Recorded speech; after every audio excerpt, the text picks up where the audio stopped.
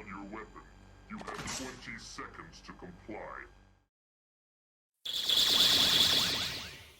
RoboCop is timeless. Halo 2, on the other hand, not really. I seemingly am giving this a lot of... I'm not cutting it any slack. I'm kind of just directing a lot towards it, but you have to understand that Halo, the original Halo, was such an amazing experience. Going into its sequel with the same level of expectations that were established kind of lets you down a little bit. I mean, yesterday, when you go back and watch via YouTube here, I'm trying to point at it the right way. There, check it out. I could use the help, really. You check it out there, or you look at Twitch VOD. There's actually slowdown. And you can see there's flickering, as where there's actual flickering here. I don't know if this is because the area is loading, but there's flickering going on. And there's a lot of slowdown. And that's not well optimized. So as somebody who is already apprehensive about diving into Halo 2, having a poorly optimized, and I don't like using that term. I don't like throwing shade. I don't like saying a game sucks. I try to avoid that because, you know, at the end of the day, there are a group of people out there who made this possible. You know, it's time of it is time taken out of their life, energy taken from their life. You know, they get paid for it, of course, but it is time and energy spent. I don't want to say well spent, but it's time and energy spent to get a product out the door. And, you know, I would assume that the people behind it have good intentions. And sometimes it just doesn't turn out that well. You know, sometimes the vision falls short, or there weren't enough resources, or not enough scheduling, or not enough manpower. But you could still see that the effort is there. And Halo has that in spades. Halo 2, I should say. But I think what happened with Halo 2 is Bungie was overly ambitious, especially with the success of the original Halo. I don't want to say it got to their heads, but they knew they had something special and they needed to build upon it. So they then went ahead and created this flickering is driving me nuts. They went ahead and created the E3 demo, which was specifically made for just E3. And there was there's a dude who kind of looks like John Romero. I can't remember his name, but Joseph Staten, I think. Or anyway, dude wears glasses. It's during the Halo 2 Vidoc. He went on record to say, and this isn't verbatim, but it was more along the lines of, hey, we went to E3, blew everybody away. But we kind of bit off more than we could chew because we specifically built the demo just for E3. So when we went back to our headquarters in Seattle, we were like, what the fuck do we do? So I think that pressure and being a little aimless... Hey, Sly, what's up, man? I'm not going to play Infinite unless if it's on sale, but I was one of the few who didn't like Halo 2. Didn't mean for that to run. So, yeah, as I was saying before you dropped in, Bungie kind of rushed ahead with creating Halo 2, and you could feel it. You know, you could feel that it was a little abrupt.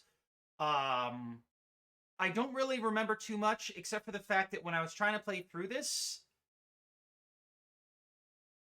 Aimless is a shooter. It is? Or is that just a pun? Oh, this is kind of aimless right now. But I don't know, man. Compared to the first Halo, and it's kind of, like, impossible to not compare it to the first Halo, but something about Halo 2 just feels a little off. At the end of the day, it pioneered Xbox Live, which is an incredible feat if you think about it. And the world building, not the story itself, but the world building is really good. Like, the fact that we're playing as an Arbiter, I think that was awesome. It's still a shooter. You're still confined to the rules, etc., etc. But that was an excellent addition. And, you know, looking at the hierarchy of the Covenant, that is very cool. But overall, it's like, I don't know.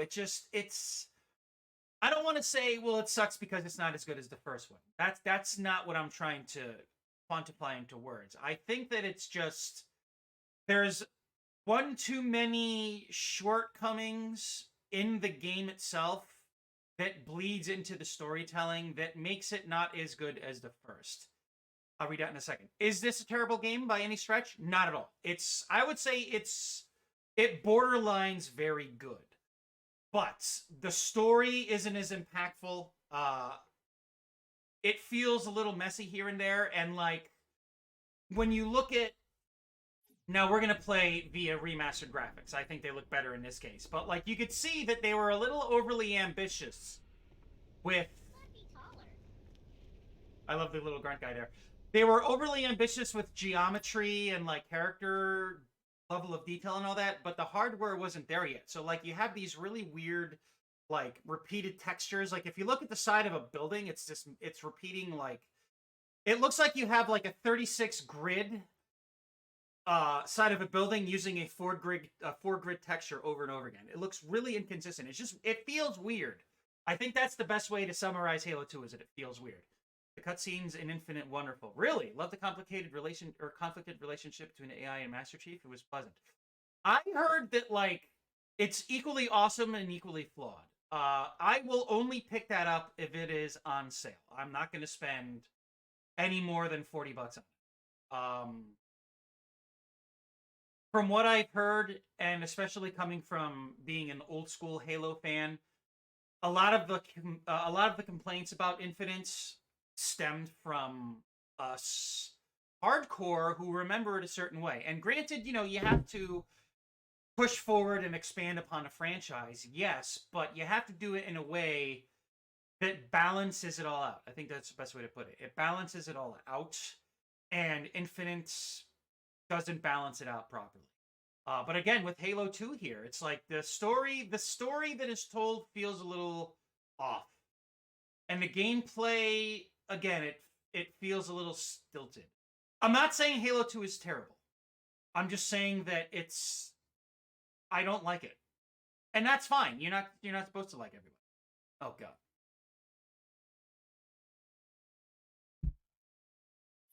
All right. Oh shit, it's a flood containment facility?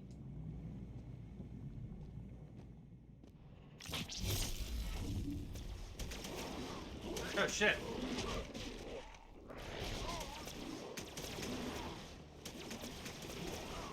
Yoink. Ah! Well, even though you intended to just avoid commercials, I know you didn't do it. But thank you. Thank you. It has been slow here. And all I could say is I am grateful that you guys are here and you guys are showing your support. Thank you. That made my week, actually. It's been a very slow week. I was really excited with Destiny 2 and Season of the Deep, which is really good. There's fishing. We're underwater. There's a lot of interesting gameplay mechanic flourishes. I went through Halo 1 in its entirety with the old school graphics. And we're following up with Halo 2. And I'm actually thinking I'm going to do Warhammer Bolt Gun, but I also want to get into Marathon with the PC iteration. Bezos money, all to make Amazons more poor. Thank you, man. Seriously, thank you very much. I do appreciate it. There's people like, yeah, I appreciate it, man. Thank you. Whenever I say that, I sincerely mean it. And I want to make that very clear. There's a lot of people like, yeah, like, subscribe, thanks, whatever. Like, whenever you guys do this and show your gratitude, I am grateful. Thank you. Like, really, thank you. It means a lot, especially in my position. Your guys' support is the best. Thank you. Thank you, thank you, thank you. So we're going to go through Halo 2 here, Halo 3, Halo Reach, because I'm documenting all of these streams. I'm uploading them to YouTube. I started that with Red Dead 2 last year, and I wish I was doing it longer. But we're going to do Halo 2, Halo 3, Halo Reach, and then I want to do Marathon. No, you finished with Reach, because even though canonically it was the first, that was Bungie's love letter. And dude, let me say, like, Halo Reach, I feel, is equal to Halo Combat Evolved. And the thing I was actually mentioning yesterday is that the story for Halo Infinite, Halo Reach feels very grounded and human, because if you look at the first Halo, it's like, yeah, you're Master Chief, and you're an unstoppable Spartan super soldier. You're a guy in a suit who's genetically augmented, and the suit enhances your abilities. So there's kind of like not a lot of repercussions for your actions, because you're saving the universe. You're the only one who could do it. But Halo Reach flips that script, and it shows the toll it has on people who are not Master Chief but are also Spartans. Like the sacrifice, the stress, the pressure on you. And I feel that was kind of like an unintended side effect of seeing how Halo 1 was so beloved, and how Halo 2 and 3 essentially turned into go here and kill this, go here and press that switch, go here and shoot this thing, go here and pilot that vehicle. Like this happened yesterday, right? Let me put it for you this way. You watch The Matrix Reloaded. The Matrix Reloaded wasn't very good, but it had a lot of phenomenal ideas. And the example I use is this. There's a scene where Morpheus, Neo, and Trinity go speak with the Merovingian, and the Merovingian gives the monologue about cause and effect, and it's like, holy fuck, dude. Just thinking about it, I'm getting goosebumps. It's like cause, effect, they all have their impacts. And as he's talking, he makes a chick orgasm, goes into the bathroom. It's a really funny way to close out the scene. And after that line of dialogue, you're like, wow, dude, like Merovingian said, that's very striking. And then Neo and Morpheus and Trinity get into the elevator, and you hear the comms come in. They're like, so Neo, what do you see? And he's like, there's bombs everywhere. So you went from this really like high note of a thought-provoking scene to something incredibly stupid that is the exact polar opposite of what just happened. It's like they could have done so much better. Really in-depth dialogue to a stupid scene. So here in Halo 2, it starts off with, oh my god, the Covenant's attacking.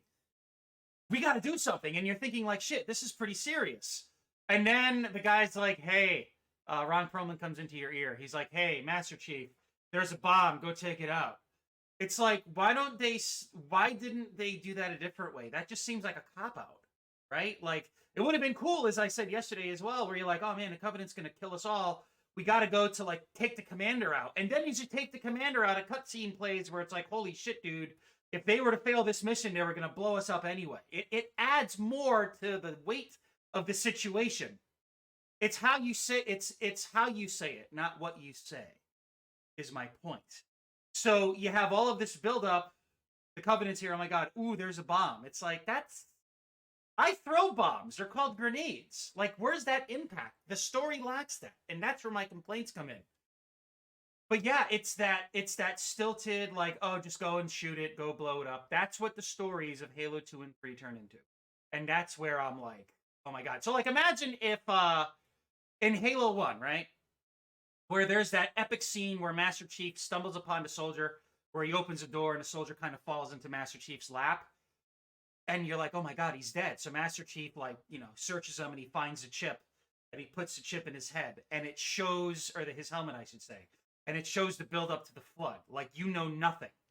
You're like, oh shit, these guys are going into this really weird, creepy, quiet place. Oh my god, the Covenant looked like they chest bursted. Oh my god, there's more dead people. There's blood everywhere. And then you hear this noise, and suddenly something you've never seen comes at you. It adds to the stakes, right? So imagine if now, when that dude falls into your arms after Master Chief opens the door, the guy goes, Master Chief, the flood's here. You gotta shoot him. And he dies. And then they remove that scene where you found out how the flood were released because of the soldiers, right? That's my point. It's how you go about saying and acting upon something, right? That's where Halo 2 has a lot of problems. I think that's the best way I could eloquently put it. There's no way to summarize what the issue is. You got to play into it so there's context.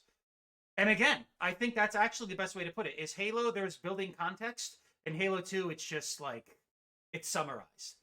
Building up with purpose is far more better than just saying one thing. So it's like here, it's like, wow, okay, the flood's here, right? We were already established. They were already established in the first game where it's like, fuck, this is pretty serious. Now we're just like, oh, it's the flood. It's like they don't seem as imposing anymore. It's like all the air is sucked out of the room.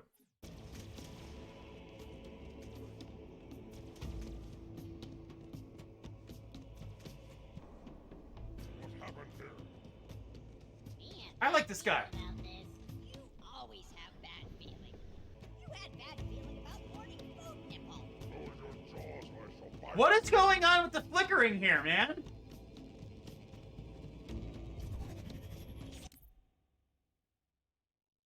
Yeah, dude, like, and here's the thing, right? When we look at Dead Space 1 and 2, the best way to compare it to somebody who is, like, say, a film buff, but they've never played it, it's like Dead Space is Alien, Dead Space 2 is Aliens. So Dead Space, you're alone, you're desolate, you're stranded out in space, pretty much all by yourself with a small team trying to figure it all out. And it's that sense of isolation, and you survive. And then Aliens, it world builds and it ups the stakes. So Dead Space and Dead Space 2 is essentially Alien and Aliens. I would never put Dead Space 3 in the same comparison as Alien 3. At least Alien 3 had vision, and it was David Fincher's first. It was his directorial debut. Alien 3 is underrated. It's excellent. It's just, you could tell that there's all these interesting ideas bubbling at the surface, but Fox kept pushing them. Now, if I wanted to compare Dead Space 3 to anything, Dead Space 3 would be Alien Resurrection. Because Alien Resurrection, it had excellent visuals, but the movie was just like, what the fuck is going on here? It was like if you gave a Frenchman a budget and a lot of acid, not in the literal pun sense of the alien acid, but I mean like Tryptophan acid, that's what would happen. Yeah, you give an artistic French guy a budget and a fuck ton of acid. Or like mushrooms or something. And that's exactly what Alien Resurrection is. Dead Space 3, you could see what Visceral was trying to do, and they just got fucked over, man. And, you know, it really sucks. But Dead Space 1 and 2 are phenomenal. Dead Space 3, it plays the best as far as gunplay goes. Gunplay, gameplay mechanics, but everything just feels watered down and interrupted. And it's a shame, because I was really looking forward to it. Oh! Hold your fire! I wondered who the prophets would send to silence me. An arbiter. I'm flattered. He's using a hollow drone. He must be close. Come out so we may kill you.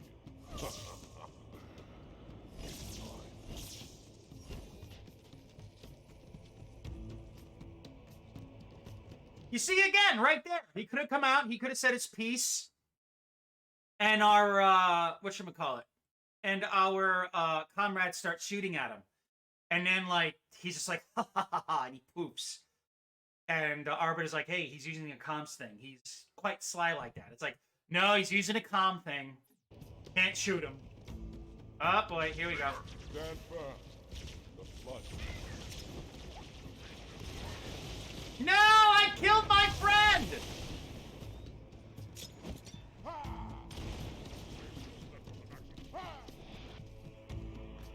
You know, I don't like the fact that we killed the little grunt dude.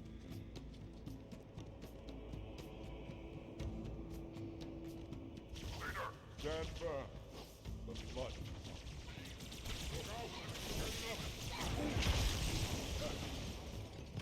No, he's dead! Oh, there's nothing we can do.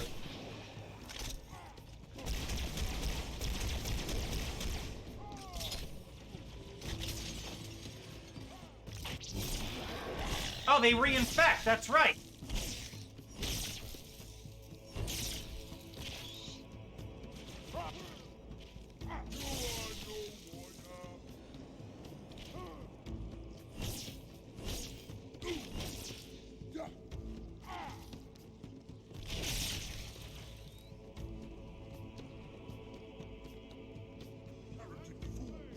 be done.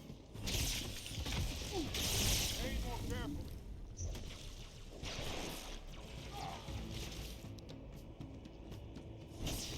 Go, officer. I'll follow when our reinforcements arrive. So just for context, we are playing on easy, as you can see here, and we have 5 skulls on. Infinite ammo, grenades, armor ability, etc. Explosion radius is increased by 2. We have cloak instead of the flashlight, grunts die in an explosion, and weird random dialogue. Yeah, dude, I remember trying to go through this on Legendary, and I got to there's a campaign mission where you're going up like the side of a snowy mountain in a tank. Once I see it, I'll recognize it. But I was on Legendary, and the campaign was brutal on Legendary. And I got to that point, and I worked very hard to get to that point, and I just could not beat it. And I think, actually, now that I think about it, I'm thinking of that instance, and my gut feels like it's radiating hatred for that moment. And that hatred permeated into the way I feel about Halo 2. Again, is Halo 2 terrible? Not at all. It borderlines very good. I would say it's good. But as if it stands on its own, the story is weaker. But the world building is very well done, especially with the Covenant hierarchy, and it expands upon what we know from what the first Halo established. And of course, the kicker for Halo 2 was it pretty much was the headliner for Xbox Live. And I remember, I still have everything saved. I have a bin in my storage area that has the original Xbox Live card, the original headsets, and I think the Halo 2 promo that came. And I was there for it. I thought it was incredible. Like, wow, we're actually playing Halo Online. That is very cool. But, again, I never really liked Halo 2. And I'm probably a minority in this, but I just didn't really like it. I'm going to play through it and stream it and enjoy it for you guys, but I'm going to be apprehensive the whole time, and I'm going to be pointing a lot of shit out. Just as a precursor here.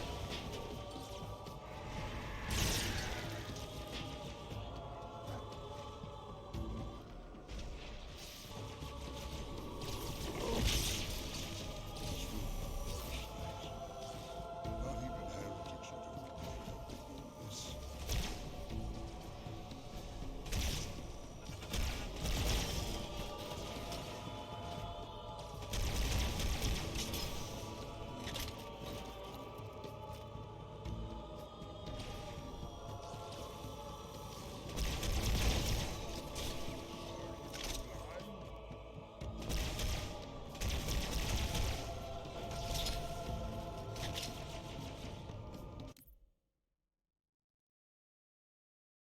Yeah, dude, Dead Space 3, like, thankfully, I kind of knew what I was doing, because, Phantom is Gaming and we streamed it together, like, 3 years ago, and the entire time we were complaining, but also having a lot of fun in the process, but,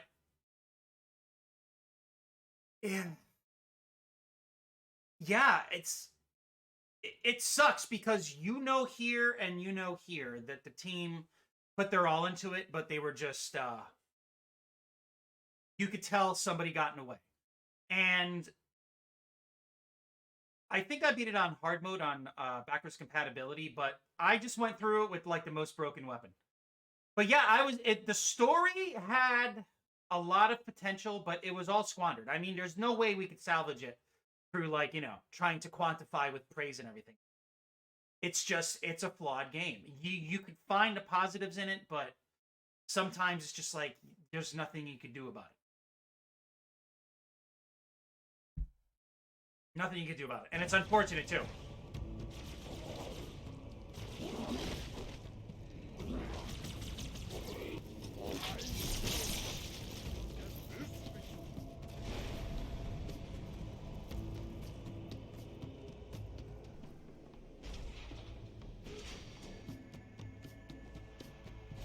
Well hidden. What's going on with this flickering, man?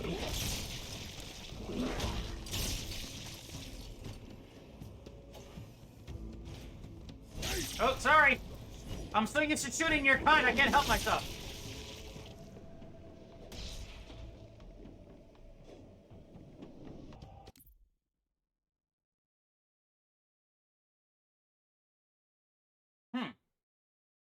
That's a good point. You know, it's interesting because I'm basing this opinion off of all the stuff I read. They're like, yeah, we had all these ideas and we wanted to take it here, and EA kind of got in the way. So I side with that. But there's always three sides to the story. It's side A, side B, and what really happened. So who knows? I like to remain somewhat optimistic and positive in my outlook. And, you know, from what I surmised,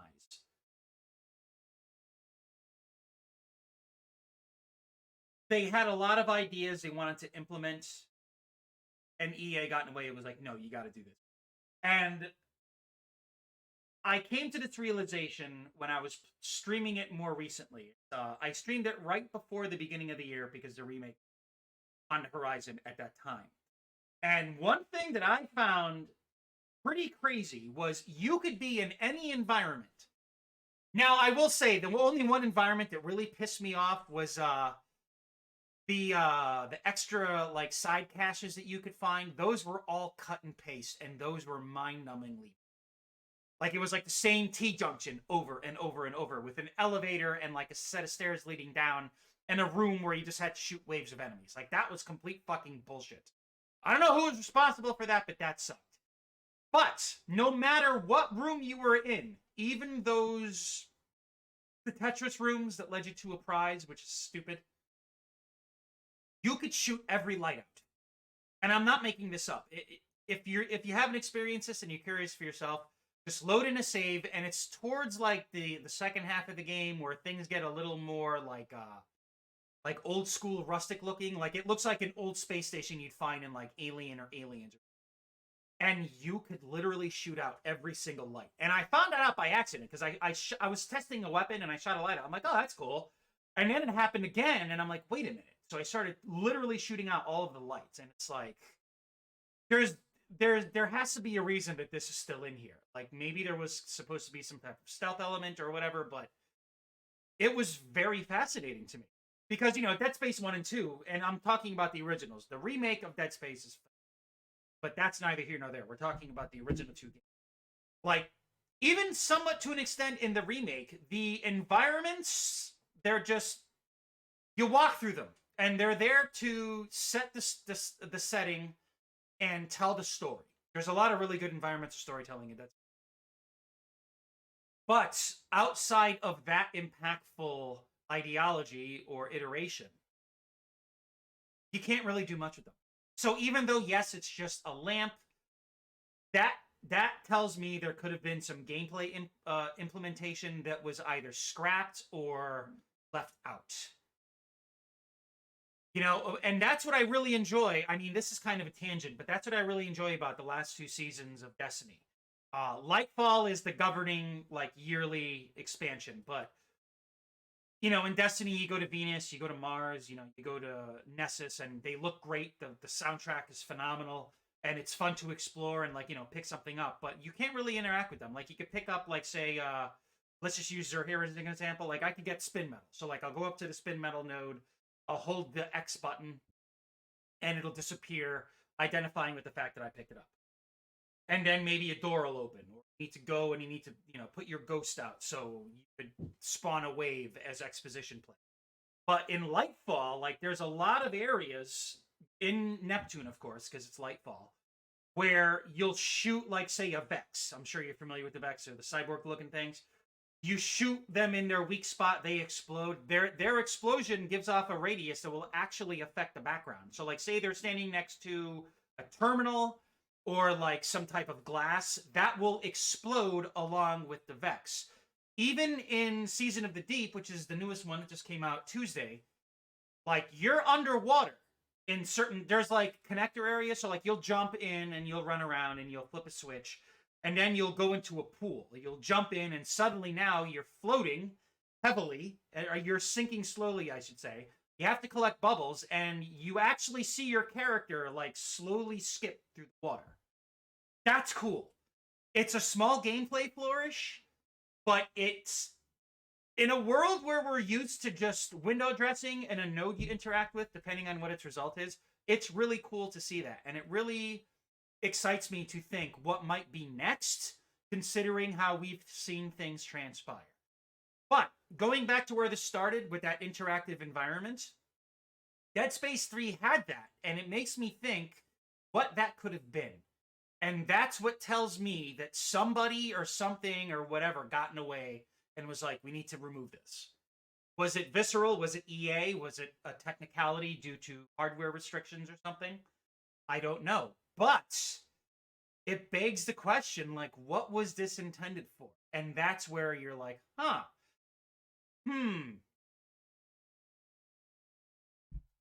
Death Space Remake, though, is fucking amazing, dude. Like, that blew me away. Have you played any Tears of the Kingdom, Sly? In any capacity? You could not defeat our lords, and you will not defeat us either.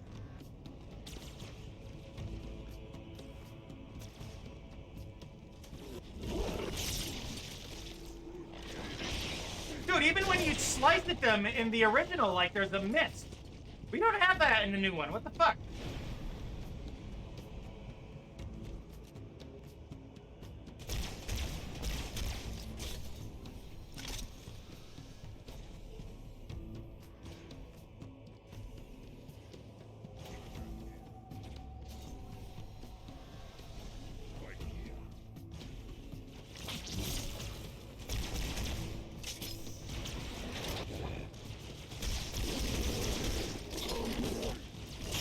Yeah, dude, you see that? Myth, when we slash at them. The Elite actually looks a little better, if you ask me. I like the design on the helm better. Saved us, Arbiter. We are in your debt.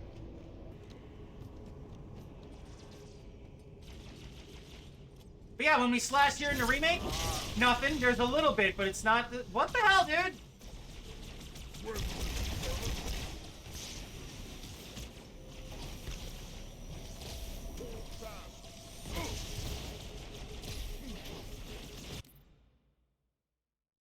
Yes! Dude, look, okay, I'll admit I'm emulating it on Yuzu. I will not stream it because who doesn't pirate? But I don't want to go against what my channel stands for. Games preservation, emulating old school stuff, that's a little different. But for me to come on and be like, hey guys, look, I'm playing Tears of the Kingdom. And some excited fan is like, oh, how are you playing it? I'm like, I pirated it and I'm playing it on Yuzu. I feel that would be a slap in the face. If I was to play Tears of the Kingdom on stream, that means I would have bought a Switch. Oh, it's fine. I like to say, have some decency when you pirate. You know what I mean? Like, but that's the weird thing, because if you look at it, emulation is games preservation. So even though I'm outright pirating Tears of the Kingdom, I'm also preserving it, because say if like 30 years from now, maybe I might want to play it again, right? Because it's phenomenal. And I'll explain why in a second. Like, who's to say if we could even get our hands on a Switch, if they'll still even work? Now I have the file on my computer, which I could document and archive. And I could enjoy years down the line on even better hardware that is far more capable than what the Switch is. Is the Switch awesome hardware? I think so. But the awesomeness comes from the fact that of its portable form factor. Ethical piracy, I would say. It's such a gray area. I think that the reason why it's such a gray area is everybody has a different... But needless to say, dude, the way you could approach the game is insane. Yeah, I know, dude. Like, what I'm not... But also, too, like, now, a lot of games today, they're shipped feature incomplete. They're shipped buggy. And they're always a work in progress. You know my stance on Nintendo. I cannot stand their business practices or how they handle their community. Their communities who are completely passionate about them. But when they put their hand down, or they put their foot down and are like, we're going to make this game awesome, they totally do that. And I give them credit for just that. Yeah, made it. But dude, like, there are minimal bugs. I haven't come across a bug. I think the only bugs are like emulation bugs, where like freeze or, you know, there's stuttering or whatever. But considering the scope of it, what you could do in it, how you could approach it with your own way of approaching it, the way I approach it will be completely different from the way you approach it. But That's what makes it special. Is it's more Breath of the Wild isn't a bad thing, but it expands upon and vastly improves what Breath of the Wild established, and it's incredible. And what's interesting is I played Breath of the Wild. I played it like a year and a half ago for the first time, and I was like, "Holy!" It was actually a year ago I played it, and I modded the fuck out of it using the Cemu emulator. I'm actually looking at the Triforce icon I put for it. Breath of the Wild. I actually made a specific build of Cemu for it, and I modded the shit out of it. I took out weapon degradation. I made Link run faster, jump higher, jump quicker, doesn't slip while crawling at all in the rain or not, crawls faster, again, swims faster, attacks a little faster, attack power is up. Instead of it being Link, it's Samus. There are now Nintendo enemies throughout the entire world, like the Kisei, the flying bats, or flying Goombas and shit. Because I played the original version of Breath of the Wild, and I'm like, the stamina feels limiting, weapons break too easily. I enjoy this, but this feels weird. Now with Tears of the Kingdom, with the way it is presented and constructed and presented, I do not want to cheat. The only thing I have done is I just gave myself quantities of a lot of items so I don't have to grind. But dude, like, I don't want to turn on invincibility. I don't want to shut off stamina. I don't want to make myself run faster or jump higher or anything. I made myself swim a little faster, and I made myself climb a little faster. But I still need to be cognizant of, hey, my weapon's going to break, or there's all these enemies on me, or I need to use a health item. That's how compelling it is to me. That says a lot. And again, the original Breath of the Wild is insanely good, but I felt like some of the systems were intrusive, and here the systems totally play into it. It's crazy good. Just look up what people are doing online, dude. It's crazy.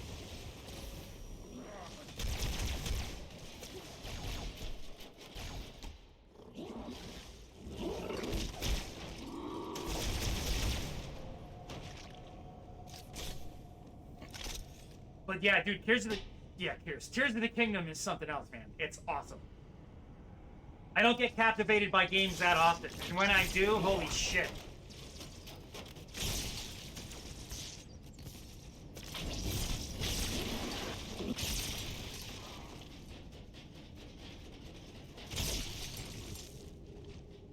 Anybody want some soup?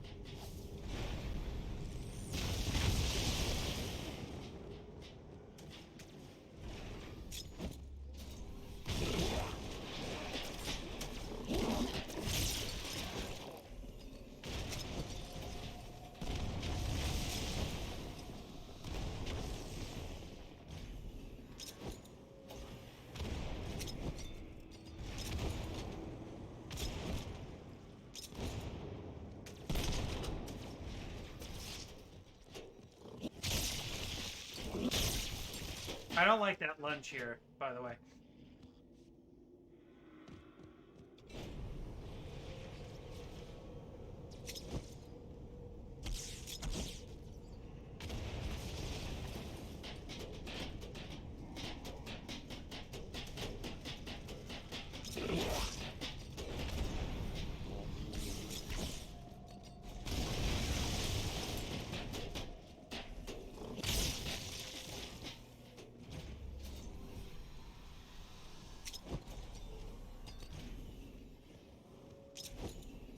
Okay, I was gonna say, if we couldn't throw grenades into those holes, I was gonna be very disappointed.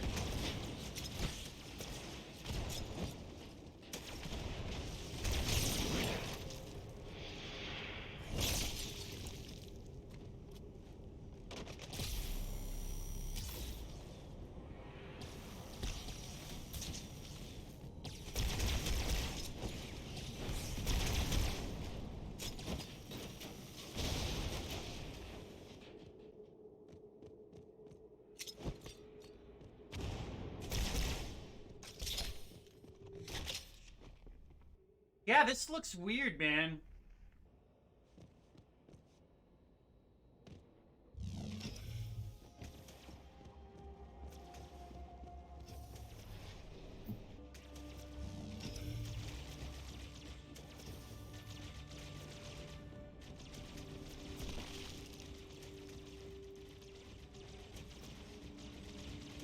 My ear is...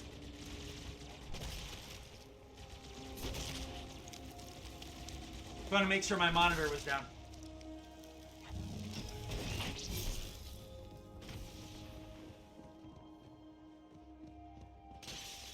Oh, we... Okay.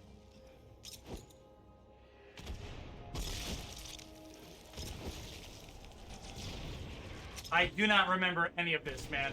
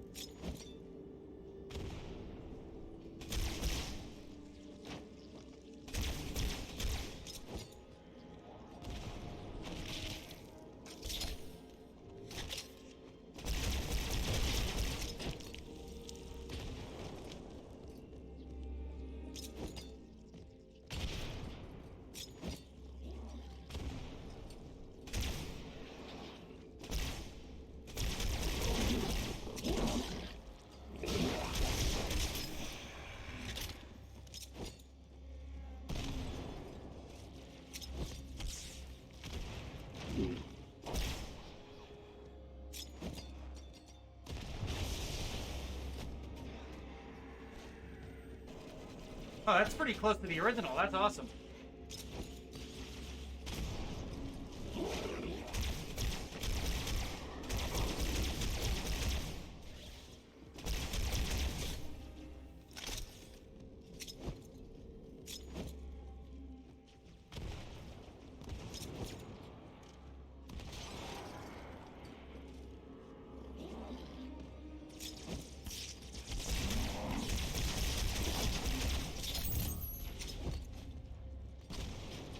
I don't know, man. I'm not feeling this very much here. I'm just like, okay, I'm in a building shooting the blood. It's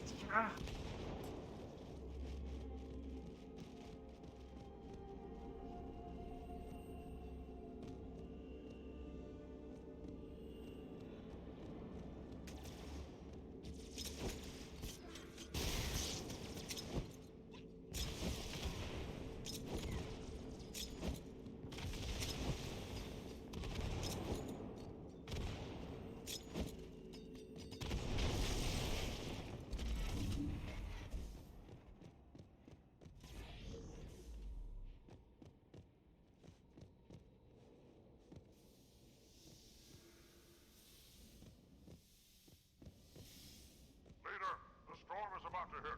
We cannot maintain our position. Bring the phantoms close to the mine. We are not leaving until the leader of these heretics.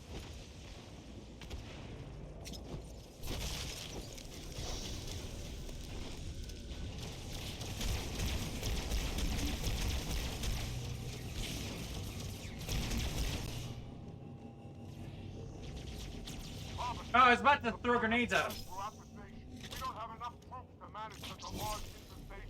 Find the leader of these heretics. Kill him now.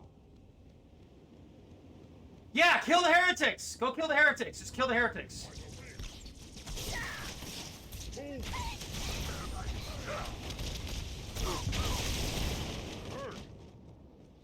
That was actually kind of cool. All right. All right, all right, all right. Turbo.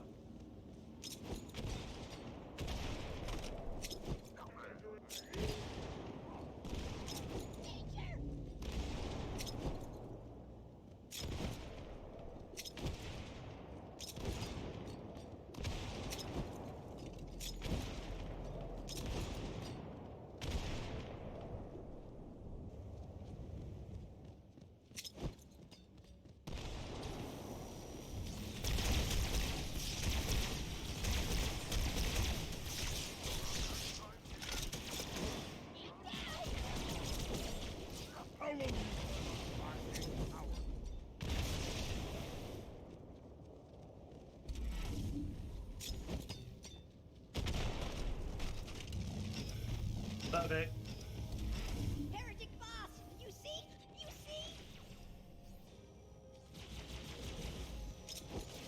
Yeah, dude, there's slowdown in everything. This is so weird. Like, frame timing is off and everything. Like, right now, you can see... That's not my stream. That is the game. This will save me from the storm, but you will be consumed. Arbiter, where is he? Stinking floodbait boxed himself in tight. We'll never break through this. Then we shall force him out. No. I'm going to cut it. Get everyone back to the ships. Return to the landing zone. The Arbiter will continue upward, cut this station loose and scare the heretic from his home. May our lords guide you. We shall not forget your sacrifice. Keep your blade handy. I doubt the cable can withstand its bite.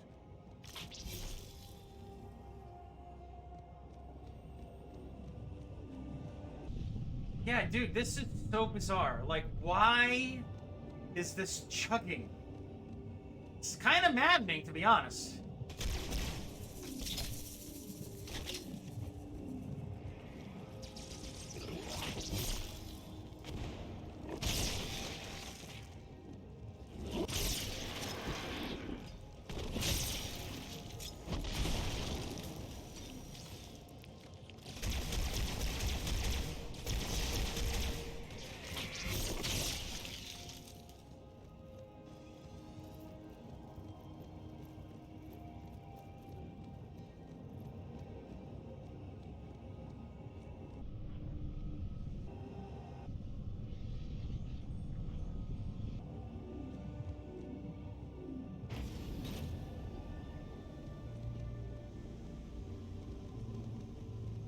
Kaleidoscope!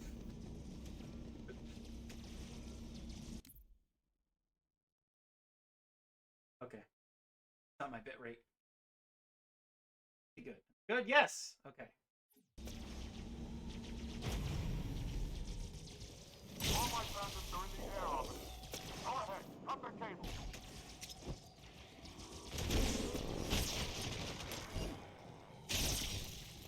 Ah! Whoops, yeah, that's how I feel right now. All my bandits are in the air orbit. Go ahead, cut the cable.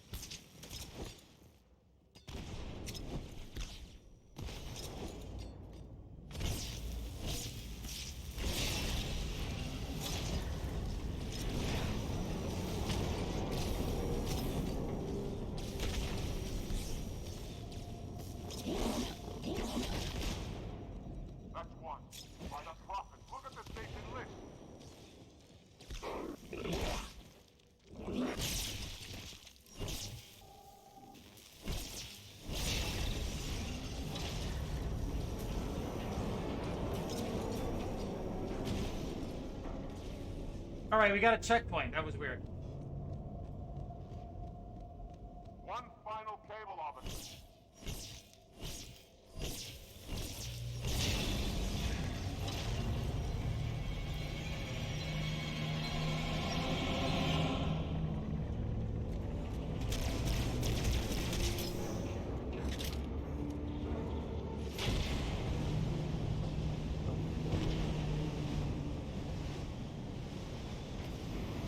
That's it. The station is in free fall.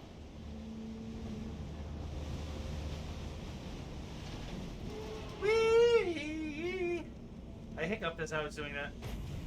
The heretic leader is on the move. Do not let him escape. We'll stay with you as long as we can.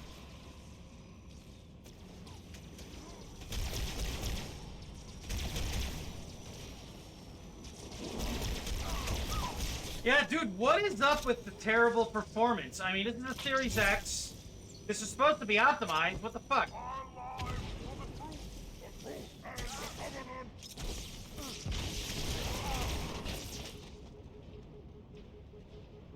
Are you still alive, officer? We're keeping pace as best we can.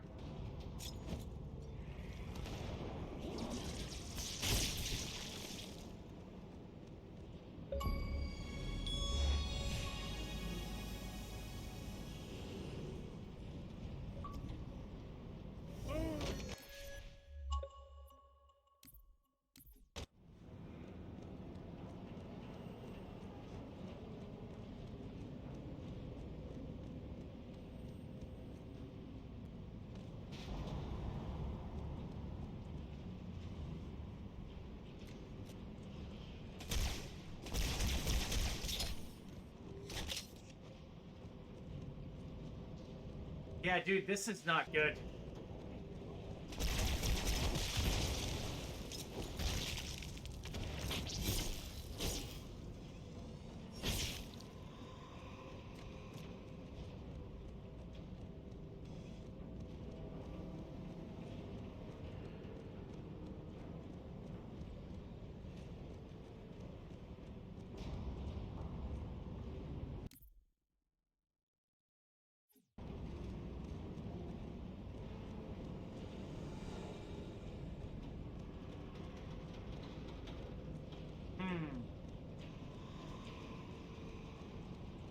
Okay, so we came from this part. And we're not supposed to go back. So let's go back down the way as intended without jumping.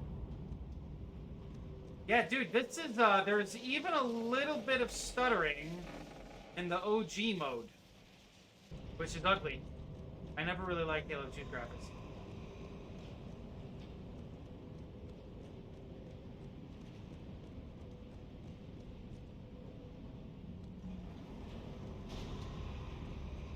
Okay.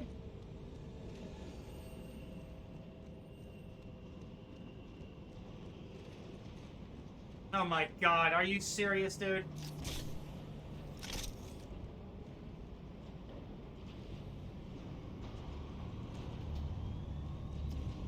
That's lame.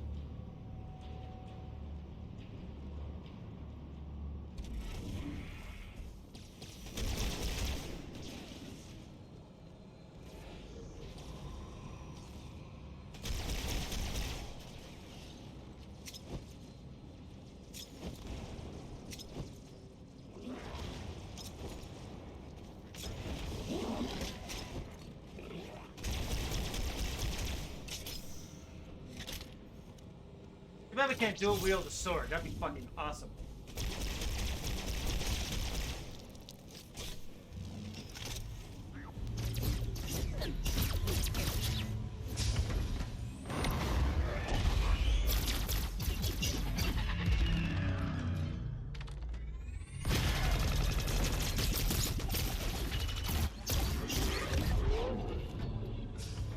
Yeah, the Arbiter's armor is awesome, man. Again, all the world building and the lore in this game is excellent. Just the story itself is... What's wrong? You'll never escape the mountain on that bandit. Wait, the hang. There was a sound fire inside. Robert, you know what?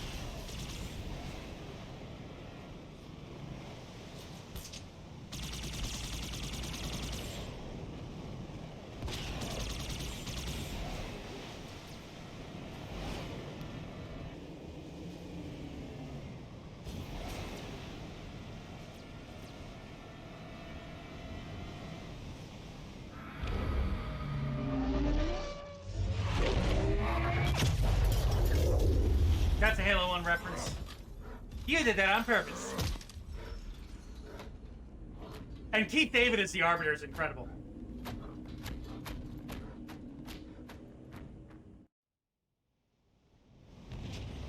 Dead or alive, actually just dead, you're coming with me. Ah, ah, ah, ah.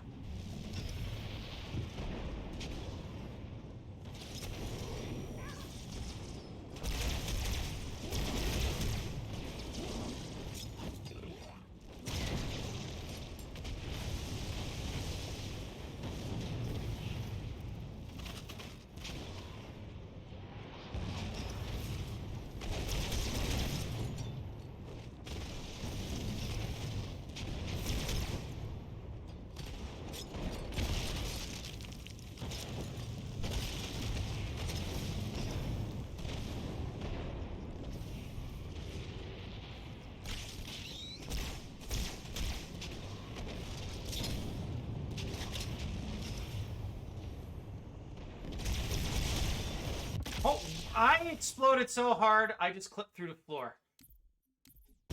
Holy shit.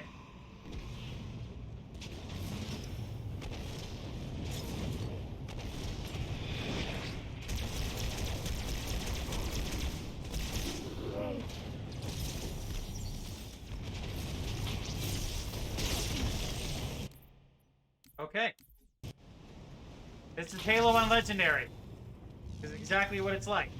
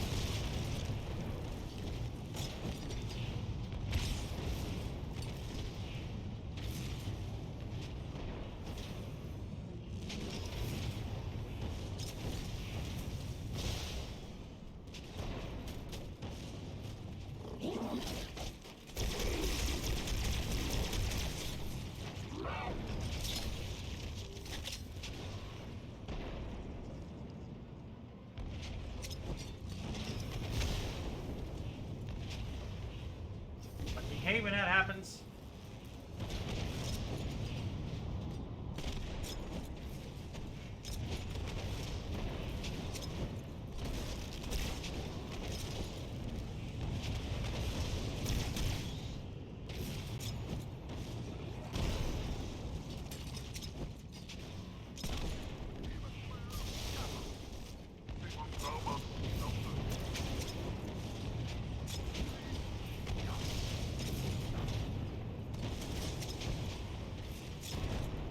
I love how I can bounce grenades around. I never put this much thought into that prior to this playthrough. I was like, ah, grenade throw, whatever, especially in Halo 1.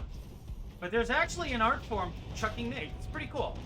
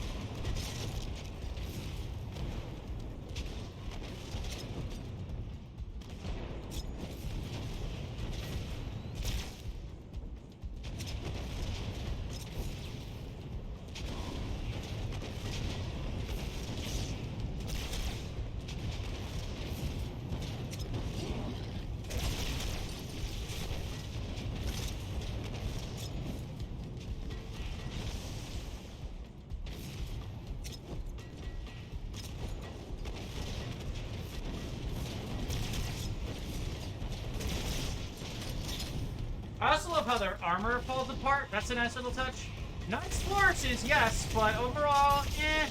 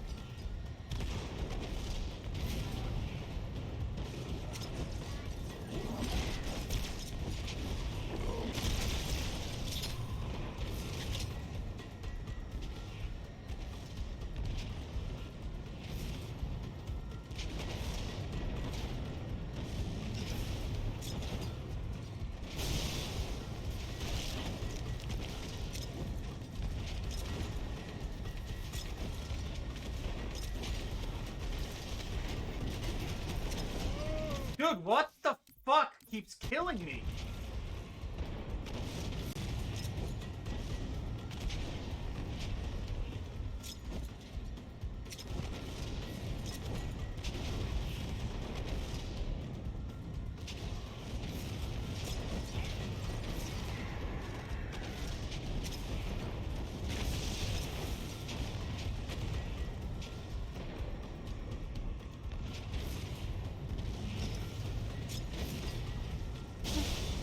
Aha. Okay.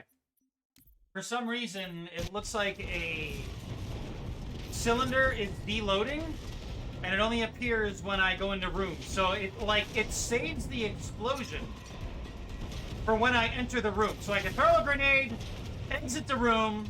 The game will register the explosion, but the explosion will not play out until I am near it, if that makes any sense. That's fucking dumb. What the hell, dude? Halo 2, you're not doing a good job so far, man. I don't want to be apologetic here, but you're not really doing anything for me.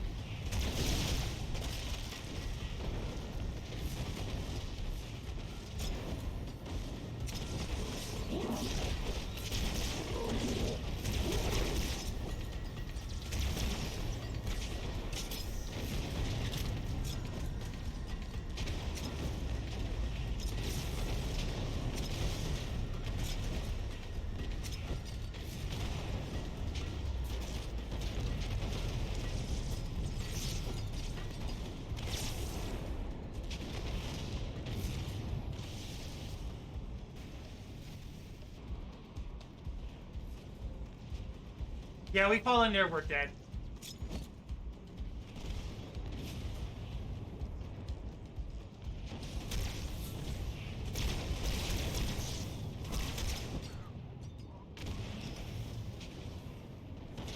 There is no way in fucking hell I'm gonna do this on any other difficulty but easy. Nope, not doing it. And if we are on a harder difficulty, we're turning on as many skulls as possible. Twilight, oh my god! The unicorn of the community is in the room! What is up, man? I am genuinely excited to see you here. We always talk in the chat, but having you here is special. What's up?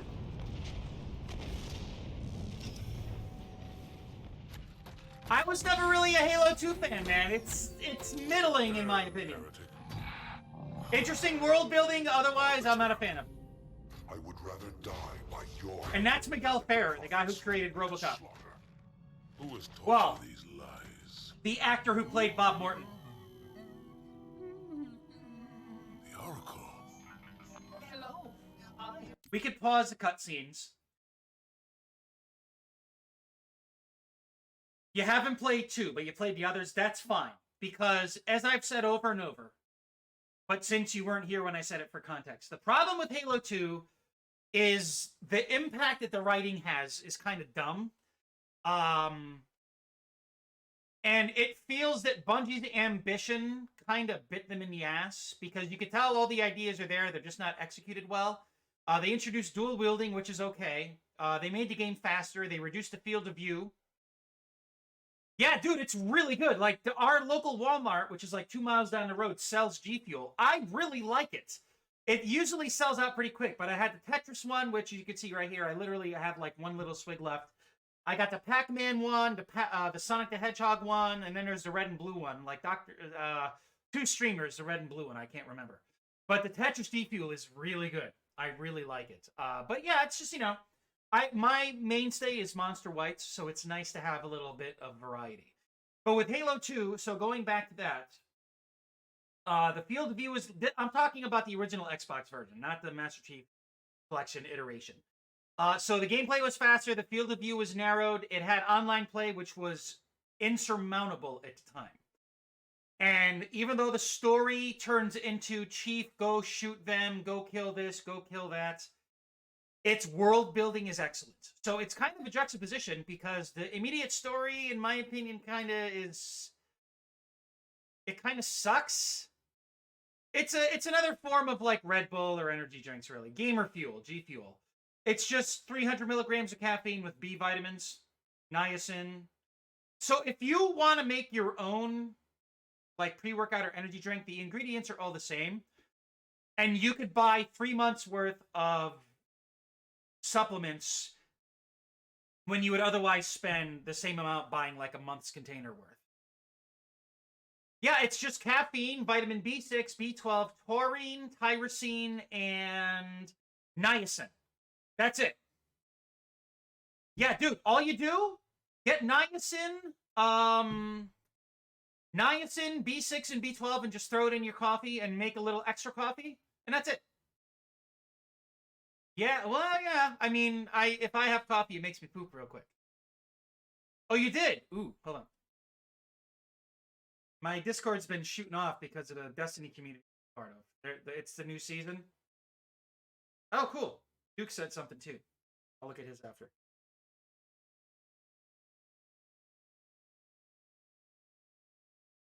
Oh my god.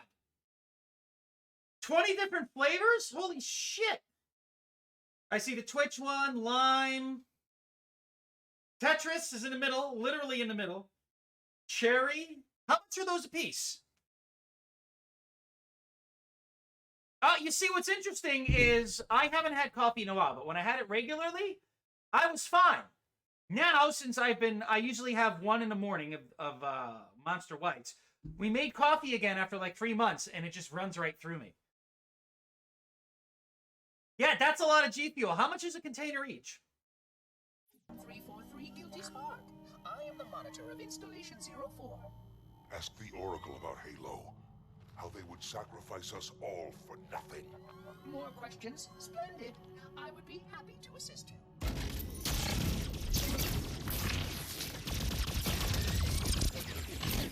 Okay, no ads. How much is each container? Because each container looks like it's about like this round and like maybe this big. So it's like a creatine container. How, oh, wow, really? Okay. But with that though, like how many servings per container? The elites are blind, Arbiter. Okay, gotcha. I will make That's not bad. You see, now what I would do is I would probably put 3 or 4 servings a pop, and that would not last me as long. Oh, yeah, dude, I don't...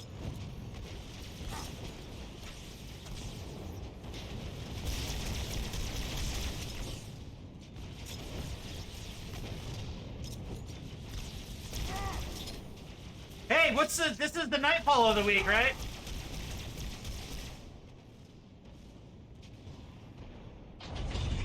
Ooh! Unfortunate. His edification was most enjoyable. I had no choice, Holy Oracle. This heretic imperiled the great journey. Oracle. You took a picture of the cup in the box. I didn't see the actual container. That's awesome. I would totally buy that. Hey, it's the Cabal! So it is. Come, we are leaving this. God, what a difference. Yeesh. The cup is fucking awesome. The RX-78 is the poster child for Gundam, dude. I have the high grade to my right and the perfect grade behind me. So fucking cool.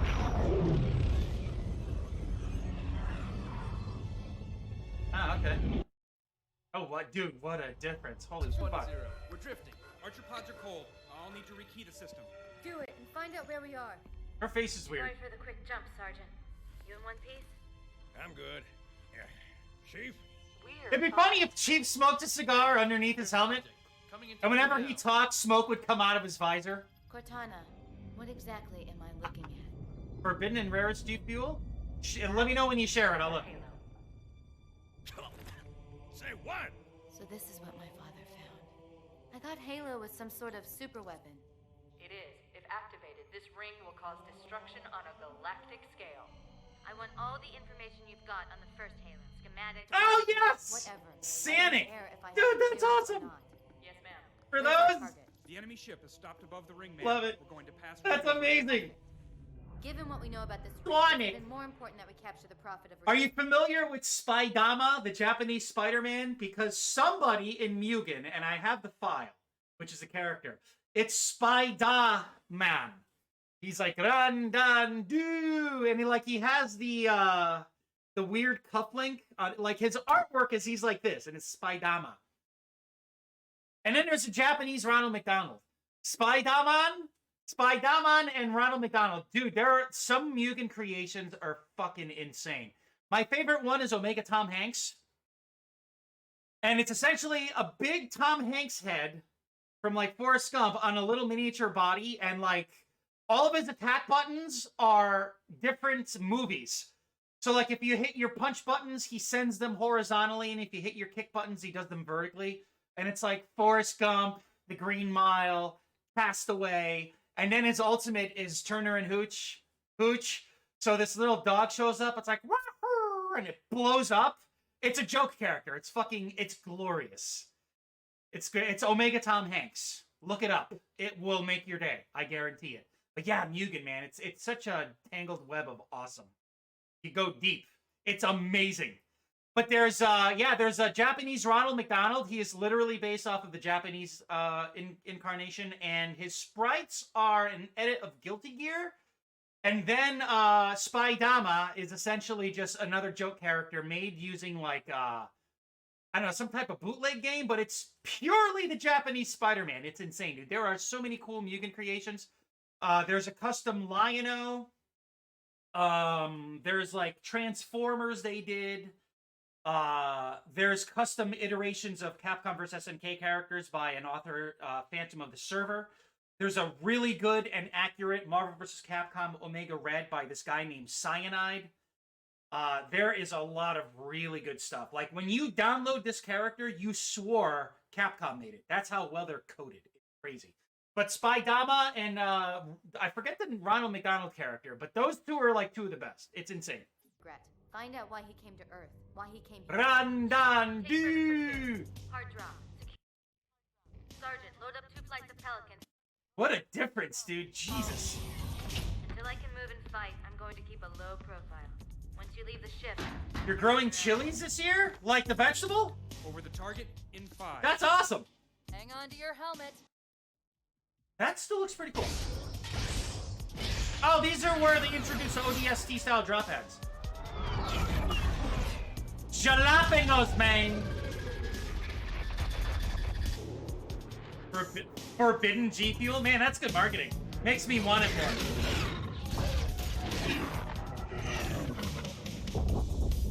Mind the bump.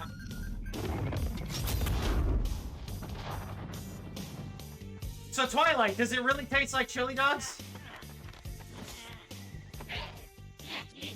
Dude, he's holding like some type of teddy bear. That's awesome.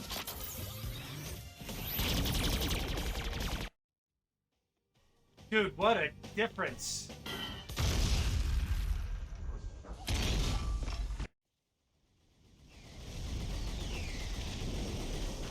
Let's see the difference. Nice! I will say, one of my favorites, Bernie Bot's Jelly Beans flavors, and I'm not making this up. One of my my all-time favorite Bernie Bot's Jelly Bean. Jalapenos are weak, mate. The hottest you got is a Carolina Reaper. What's that on the Scoville scale? So I know it's jalapeno, but I say jalapeno. What's the jalapeno on a Scoville scale, and what is the California Reaper on a Scoville scale? But my favorite Bernie Bot's beans. Okay, I do have the I would have been your daddy. That's what that stands for. Rare combat dialogue. I will keep my ears open. But my favorite Bernie Bot's jelly bean was the vomit flavored one. 2K. Jesus, that's like 10 times. I'm good. I'll live vicariously for you. No thanks. If I want to clean my ass and my sinuses out, I will ask you for some. If April 1st, Yuffie releases some forbidden flavors like Sonic chili dogs and Naruto ramen. Dude, that's so cool. Like, as a nerd who appreciates pop culture and gaming, like, I think that is splendid. It's kind of like what One Up Arcade was doing at first, and then you realize it was kind of a sham. 2008, Jesus. Yeah, no, I got that. Holy fuck. 2,000, and then the others are 2 to 6 million. Dude, that's like 10 to 30. That's fucking crazy. Damn. But yes, vomit flavored jelly beans were the shit. Because if you remember Clarissa Explains It All from Nickelodeon back in the day, she said, vomit it tastes like the smell of pizza and orange juice. So I'm like, okay. So I keep that in mind as I'm eating the jelly beans. And it tastes like that. I like it. But what's even more interesting is 2 to 2.6 million. Hold on. Is if you have like a mouthful and you chew them and then you like, your breath will taste, or your breath will have the exact same sense as if you just freshly vomited. Ghost peppers. Yeah, see, it's like the scent or the flavor reminds you of it. So like even like there's a toothpaste flavored jelly bean. If you, this has nothing to do with like my favorites or anything, but with how your breath is. If you have a mouthful of toothpaste flavored jelly beans, or the Bernie Bott's ones, and then your breath will smell like toothpaste. It's crazy. And then another one that freaked me out was the buttered popcorn jelly bean. Like my brain was like, I'm not eating buttered popcorn, but it tasted just like. Reaper tastes like super ripe red paprika at first, and then it's pain. It's pain! Neutralize those turrets! You bastard! You're the belt, sir. Hey, come on, sir, watch it! 15 minutes. Dude, who does the interviews where his guests, like, they're like somebody proficient in or prolific in their field. And it's an interview about their field, and they're eating, like, ghost peppers as they're trying to talk about it, and it's fucking awesome. Like, he had, like, Pedro Pascal on recently and all that. I forget the name of it, but you guys would know exactly what I'm talking about. Whoa! Oh, shit, that's gonna blow.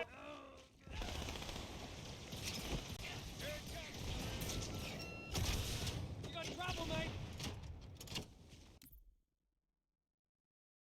And set an old collection of games you like and hoping they get a PC release. Sent an old collection of games? What? What did I miss? I will be streaming Warhammer, whatever the newest one that just came out. Bolt Gun. I'm going to stream that after we're done with Halo 2 here. So we'll have a little bit of a change up in between, just so you guys know. I heard it's really good, by the way. Oh my god, dude, look, this, okay, this actually looks half good, but the textures are a little too muddy. So this is the original, and this is the remake. The remake actually looks really good.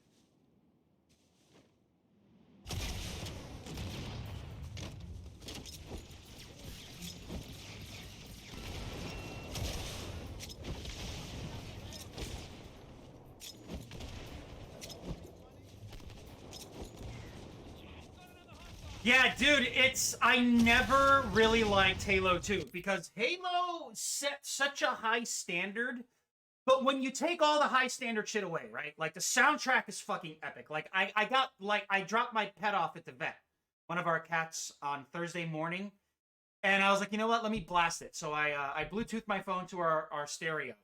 And I was listening to the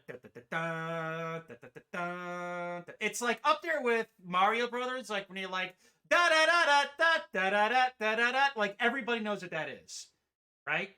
But dude, I started like welling up, like because it brought back all of those memories of me growing up with all of my best friends who are essentially family, who we still hang out to this day. For like 20 plus years, we've known each other. We grew up playing Halo. But when you look at the original Halo and you strip out the excellent soundtrack and the really good dude, it's the power of gaming, I'm telling you. Like, I know I'm like spinning my wheels a bunch here, but that is the power of good gaming, is when all of the memories are, you will never forget those memories. And when you revisit those games, those memories simmer to the top and you get emotional over it. It sounds silly, but dude, the same thing with music and film. Like, it's the same thing, but games are different because they're interactive. Music you listen to, and of course films you watch and listen, but you're either viewing something or hearing something. And here it's viewing, hearing, and interacting. And that is what makes these special, because as it's called, Retro and Reminisce, my retros reminiscing will be different from yours, even though we both experienced that game. So like Halo, Tetris, Super Mario Brothers, Super Metroid, dot hack games. I haven't played the dot hack games personally, but for those who have played it, Like, you guys could start talking, and your experiences will vary differently from the other guy. And we will still reminisce about it. So it's like polar opposite ends of the spectrum, but we're on the same page about it. And that's what makes these great. But with Halo, you strip away the excellent music, you strip away the excellent gameplay and the dialogue and all that, and you just look at the way the game was presented. It had this really clean and distinctive look. And even though Halo predates the original version of Halo 2, 480i is fine, dude. Like, when I do emulation, like, I'll put it to 1080p, like PlayStation 2 and all that, but it still retains that visual identity of when it first came out. It's just up-res, and that's awesome. But, like, this here, obviously, this is remastered, this is original. Like, this here, kind of like, it's a little irritating because, again, the original Halo had such clean visuals. Now you can see they tried to push that bar, but it looks worse in the process. I don't know, like, I always felt indifferent on this game. I'll enjoy it to a slight extent, but compared to the original Halo, and I wouldn't even say that, like, Halo 2, it just, I don't know, man. I don't know. It never really, like, vibed with me. I mean, again, I enjoyed it for what it's worth, but it's my least favorite Halo game. Like, hands down. Like, I didn't even think it's that very good. I mean, it builds upon the original foundation. Yeah, that says a lot. But, oh, dude, that's awesome. I mean, I don't have I have a binder with, like, a bunch of, like, CDs, and I have the original disc that my man Vincey gave me. He's like, dude, I don't play this anymore. Because he knew how much I still love Halo. Like, Halo, the original Halo, dude, like, holy shit. Playing it last week really brought me back, but I have the original CD copy of Halo, and I also have it digitally on my hard drive. And it's a PC version. Like, I can't really map the controls appropriately, but it's like I have the original version. Well, it's a port, but it's still, like, no updated graphics or anything. But I have the disc copy. I have it digitally. People could play it on Linux. The more people who could preserve and play the original Halo, the better. So my opinion goes, Halo 1 is still iconic. Halo 2 expanded upon the lore and the gameplay. Halo 3 is the best iteration of both Halo 1 and 2 gameplay-wise. The gear, I didn't really care for. I didn't like dual wielding. And then Reach is, like, equal to the original Halo. 4, I can't really speak upon. I don't really care. I'll probably play it and forget about it. ODST was a good tangent, but Halo and Halo Reach, in that order, is all you need.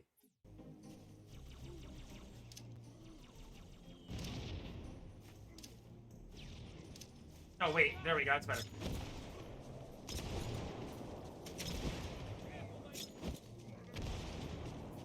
Wait a minute. The funny thing on my .hack games, the sequel of that game has a remastered version. And there is some that made it better and some that worse than it. Yeah, see? That's the thing. Like, with the original Halo, you play with the remastered graphics, everything looks better technically. But art direction-wise, there's something that goes further with, like, darker, foreboding atmospheres instead of, like, bright neon-soaked atmosphere. And then this here, I mean, this looks good. It's better, but it's still too bright. Like, yeah, the trees look better and everything, whatever.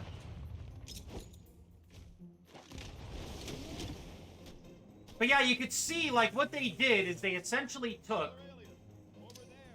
Hold on. You could see, like, if we just do a direct comparison here, the geometry is identical, but they just up-res the textures and the details. That's it. But, I mean, I'm playing it this way because, in all honesty, like, I hate the visuals of Halo 2. It's too... They tried to improve the details without getting the details themselves to improve. So they improved the geometry, they improved the stage, like, depth and all that, but the graphics are still the same, so it kind of actually holds it back a little bit. Dude, I remember watching Neon Genesis Evangelion around, like, 1998, thanks to bootleg copies sold at, like, mall anime shops. I remember watching Neon Genesis Evangelion, and I was like, holy fuck. Like, I at least watch that once a year. I think I'm due again. My favorite episode of Evangelion is the episode where Asuka and Shinji have to synchronize their movements to kill the Eva. and the entire episode culminates, and I'm getting like major goosebumps just thinking about it. Where they have, I think, a minute 20. They have 80 seconds to take out the angel, and the entire thing is synchronized, and there's that classical music. And it's like, again, I have like massive goosebumps right now. Like, I got a wave of them as I talked about that. Even Remy, the kiddo, he watches, he's like, dude, this is really good. And normally if he's not into something, like his attention's all over the place, like, it's not that he fidgets, but he's a teen, man. He's 14. But, he'll be on his phone, or like, he'll kind of like, he'll talk over it more than not. But with Evangelion, he just sat there and he was glued to the screen. And he's like, this is... He did the same thing with Gundam, the one with the kids and war and all that shit. I forget the name of that. But Full Metal Alchemist, I've heard a lot about, but I've never watched. I'm like super picky and selective with everything. But yeah, dude, this just doesn't... Ugh. Okay, see, yeah, I'm like... I just know it exists. That's the extent of it. This is too bright, but it's definitely a lot better than this, dude. This sucks. Like, I don't like this. Like, I remember playing this level, and I'm just like, yuck.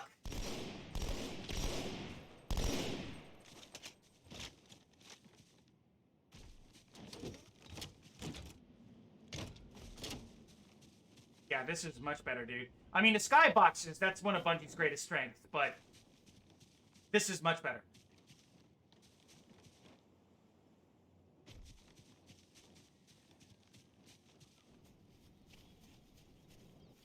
Now, there are two versions of it. The 2003 version originally made, while Brotherhood is the manga plot. Oh, okay. So I would say, like, the original is probably still the best, right? We gotta test something here. The Covenant has control of the bridge ahead. Okay. To try and bottle us up on this side of the gorge. Oh God, this part. Yeah, dude, it's just. You can see the pop-in too. Yeah, look. No tree. But now it's fixed. Yeah, this is so much better.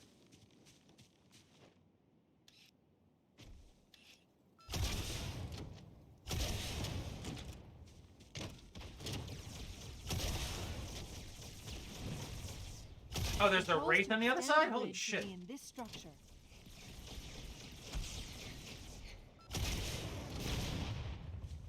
Watch out, Chief. Wraiths on the far side. This is awesome.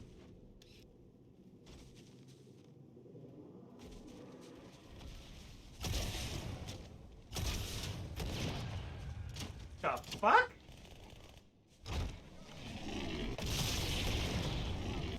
Whoa!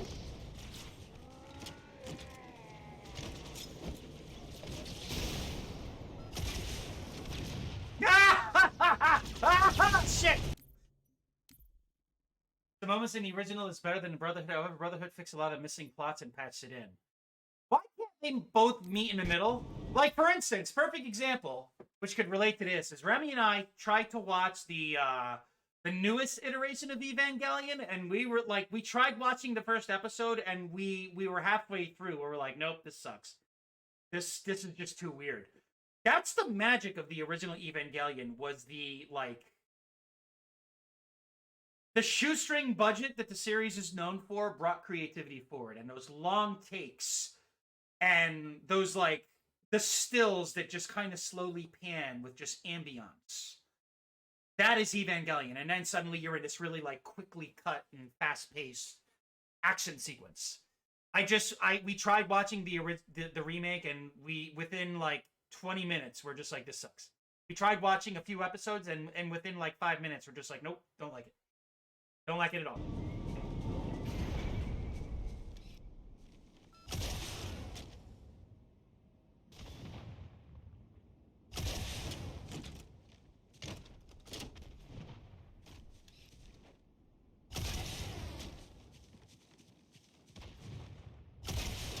Too bad we didn't have Galahorn, huh?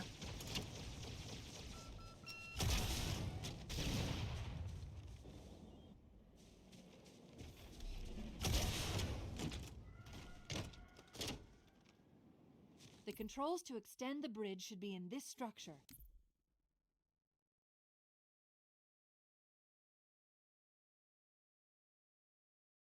Yeah, no, the original is the way to go, dude. Like, years ago, on a torrent file, I actually downloaded the original DVD rips that were digitally cleaned up, and it's the original subbed version. Like, it's all Japanese with subtitles, and it's a fan sub that is 100% accurate. Like, I remember downloading it. They're like, if you're gonna download any version of Evangelion, download this one. It's like all 27 full episodes. Yes, it is the legit original version of Evangelion that debuted in Japan on DVD, just up-resed, and pretty much the DVD was fully remastered. And like, dude, the files are at least like 18 years old, 20 years old. And they're clear as day. Like, there's no bitrate loss, there's no like fuzziness, there's no pixelation, no artifacting, nothing. And if like you just open a file without maximizing it, I would say it's very close to 1080p, and this was before 1080p was a thing. And it is dubbed. Nothing is altered. Everything is perfectly dubbed. And then I bought the Blu-ray set, which I'm actually staring at right now in between my monitors. That is a very good way to have a hard copy today, but I do regret getting rid of the DVD set I had. The black box version with like all like 12 DVDs. Really? That's interesting. That's awesome. Watch out, Chief. Wraiths on the far side.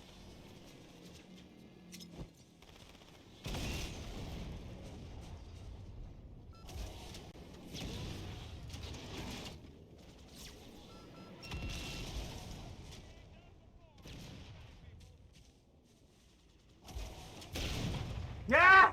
Whoa, he's still up?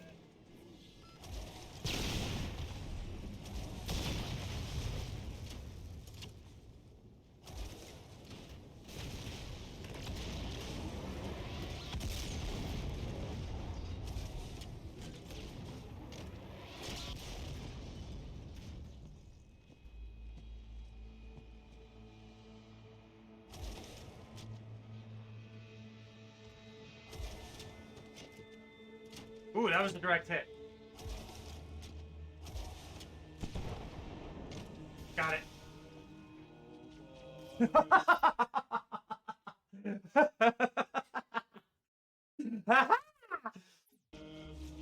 Gotta love those recipes. Who the fuck? Really, dude?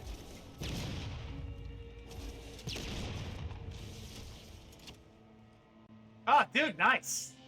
Let's see. Whoa, whoa, whoa, what the fuck?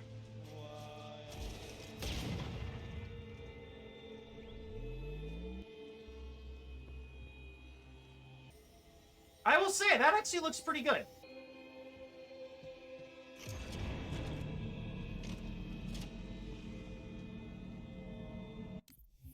Oh, God. I really don't care about that. Activate Terminal 6 on Delta Halo? Okay.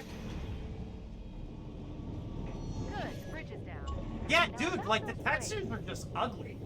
Now, I understand that it's original Xbox, and Bungie was being really... What's the word I'm looking for? They were being very, very, ambitious. But it just... Halo just feels smoother and more natural. Halo 2 feels like they pushed things too hard without having a clear idea of what they wanted to do. That's what I get from Halo 2.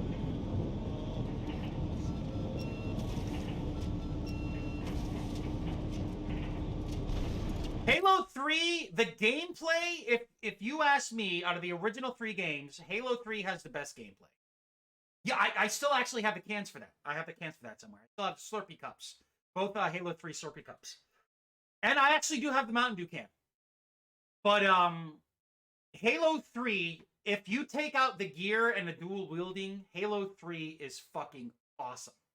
Halo 3 is, like, fucking perfect. But, the gear and the dual wielding I just did not like. But, it still played very well. You don't want the tank. I guess we'll leave it for the others. Oh shit, there's a tank? The fuck are you talking about? We want a tank. You know what? Hold on a sec. I'm gonna put on my intermission screen. I could easily grab them. I'll be right back.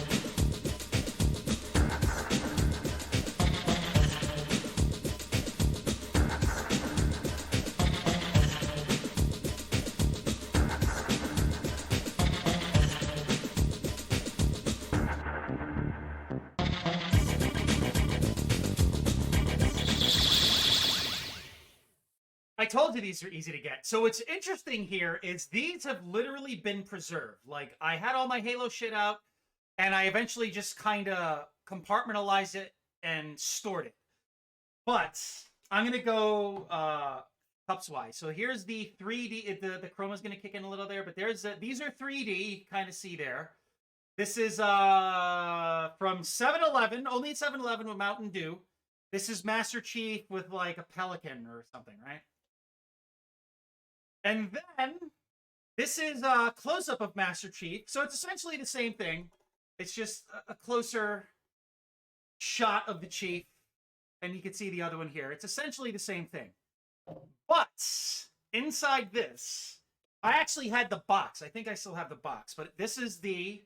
I saved this. And like this is like clean as fuck, too. I rinsed it out. But here you go. This is the Mountain Dew Gain Fuel can. Like, in pristine shape. As you can see here. I saved these. Like, I have a massive Destiny collection, but I have an equally as large Halo action figure. Yeah. Over USA again because you do road trips and I was in Idaho. You're around. Oh, where around Connecticut were you? That's awesome, man. Oh, I also tried playing Tears of the Kingdom on Yuzu with this, but I prefer using an Xbox controller. This feels a little flimsy. Hartford? Ah, dude, you should have mentioned something. Like, you were literally, like, where the fuck can I put this? You were literally, like, I would say 20 minutes away from me? Not even? Dude, that's the thing about us here in America. Like, we have shitty quality standards, but we get some really cool promotional stuff when people put their minds to it. But yeah, I live close. I am like say like 5 exits short of Hartford. So if you went 91 south, you would have eventually passed about where we live. Yeah, dude, this does not... Like, look at that. Oh, dude, Connecticut, one thing about Connecticut is in the right spots, especially New Haven. It's essentially a mini New York. There's a lot of interesting places to visit, like Yale and Toad's Place, etc., etc. But there's also a lot of really good food places. Frank Pepe's, Pizzeria Napolitana, Moderna Pizza. It's not Slice. Anyway, Sally's Bar, Louis' Luncheonette. Like, there's a lot of really good, like, hometown stuff here in Connecticut. It's amazing.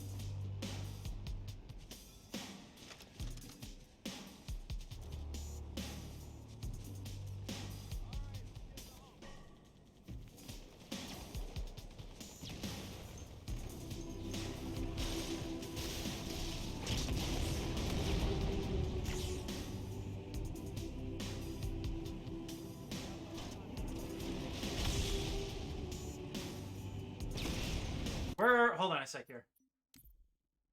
Currently working in the trenches of Ukraine. Burn many visit after the war. Holy shit. Take advantage of that, man. Like, take advantage of that. You went to which Frank Pepe's? Now, which one did you go to? Did you go to the one on Worcester Street? Is that the one you went to, or did you go to a one around Hartford? Which location specifically did you go to, Twilight?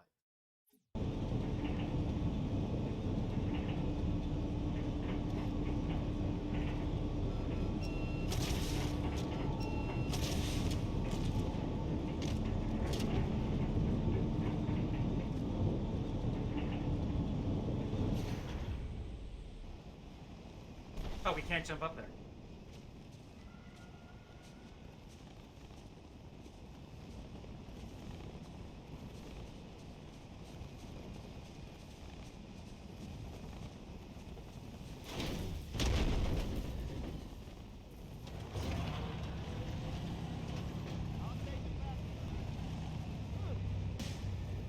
All right, we got the checkpoint. Excellent.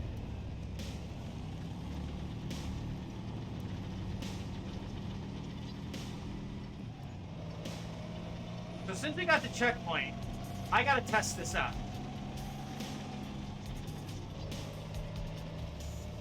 I'm in anguish over here.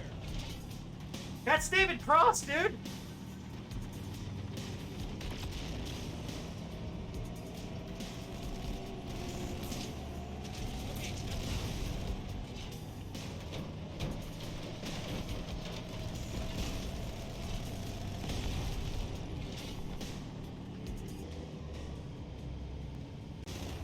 I like how the birds are essentially identical. Heads up.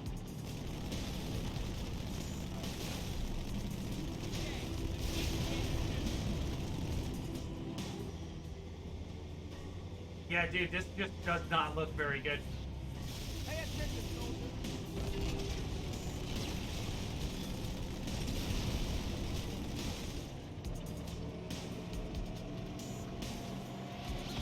Yeah, in this case, I'll gladly take remake over the original graphics, but the original Halo, absolutely not. Ugh. Dude, this does not look good. This just looks too muddy.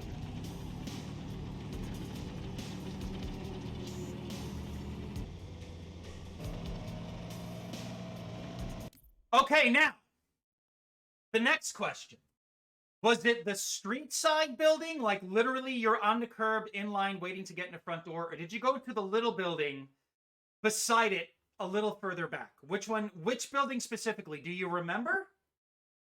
So again, was it the main building with the sign, or was it the smaller building kind of in the back to the side? Which one was it? Because that's important.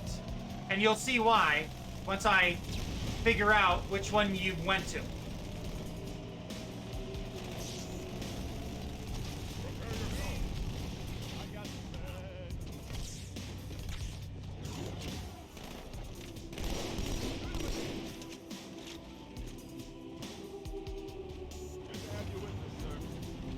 I just got out for a second. Heads up, Marines. Incoming.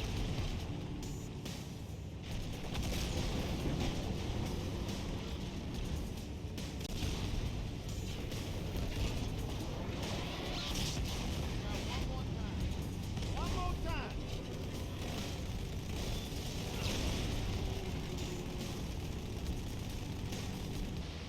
Yeah, dude, this just does not look very good at all. This looks like a terrible PC port. Does not look good.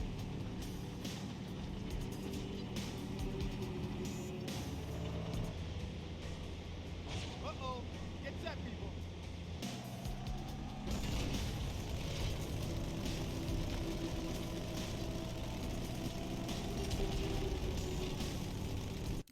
Hey, Dukes, what's up?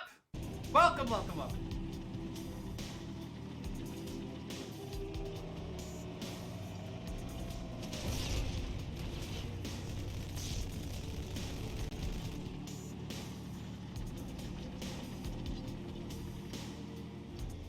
Ugh, dude, these textures are terrible. Ugh.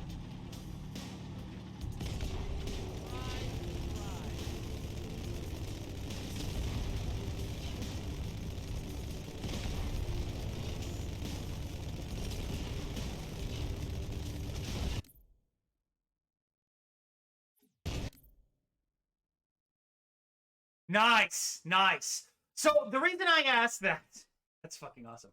The reason I asked that is because the storefront that is right on the street with the sign and like the windows in the front and like the door with the little slants is not the original building. The building, so if you're facing Frank Pepe's, like if the building is right in front of me and I'm standing right in front of the front door, The building to the left that's in that small parking lot, that's in the small parking lot, is actually the original oven. So when people say, I went to the original Frank Pepe's and it was amazing, I always ask, like, did you go to the storefront or did you go to the parking lot? Because the parking lot, it's known as the spot. They usually reserve that for larger parties, or if the restaurants, the storefronts, or the street side one, I should say, is full, they bring people to the parking lot side one. And that is the legit original oven from like 1930 something. And then I think the street side one is like from the 50s, so it's shortly after. But if you want the legit, genuine, original oven that everybody talks about, you need to go to the parking lot side one. The parking lot front, Frank Pepe's building. The street side front is as close as you could get, but it's not the original. That's why I mentioned it.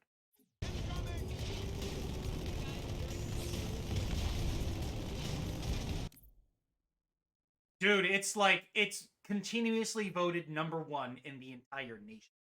A lot of people will swear by either, it's trifecta, Frank Pepe's, Sally's, or Modern. In my opinion, you cannot go wrong either way. They're all exquisite. But, me personally, Frank Pepe's.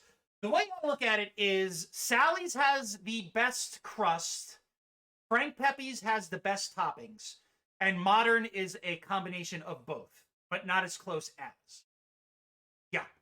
So, you can't go wrong either way, dude. Like, people will go, well, I only swear by Frank Pepe's pizza. Like, you're kind of holding back, and you're restricting yourself, man. Gotta have it all. You gotta try it all out. You can't knock it till you try it. But I can't say that either one of them is terrible. You cannot go wrong with either one of them. Like, if you go to Costco and have pizza, and then you go to Frank Pepe's and have pizza, and then you go to, God forbid, fucking Domino's or Papa John's, you will clearly see why the original 3 that I mentioned are all you need.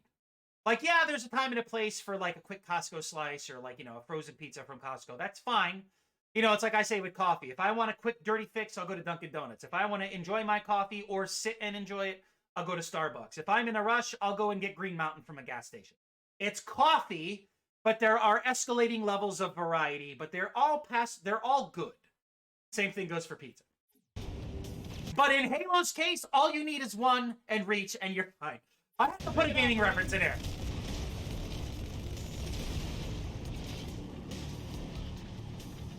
Pull over.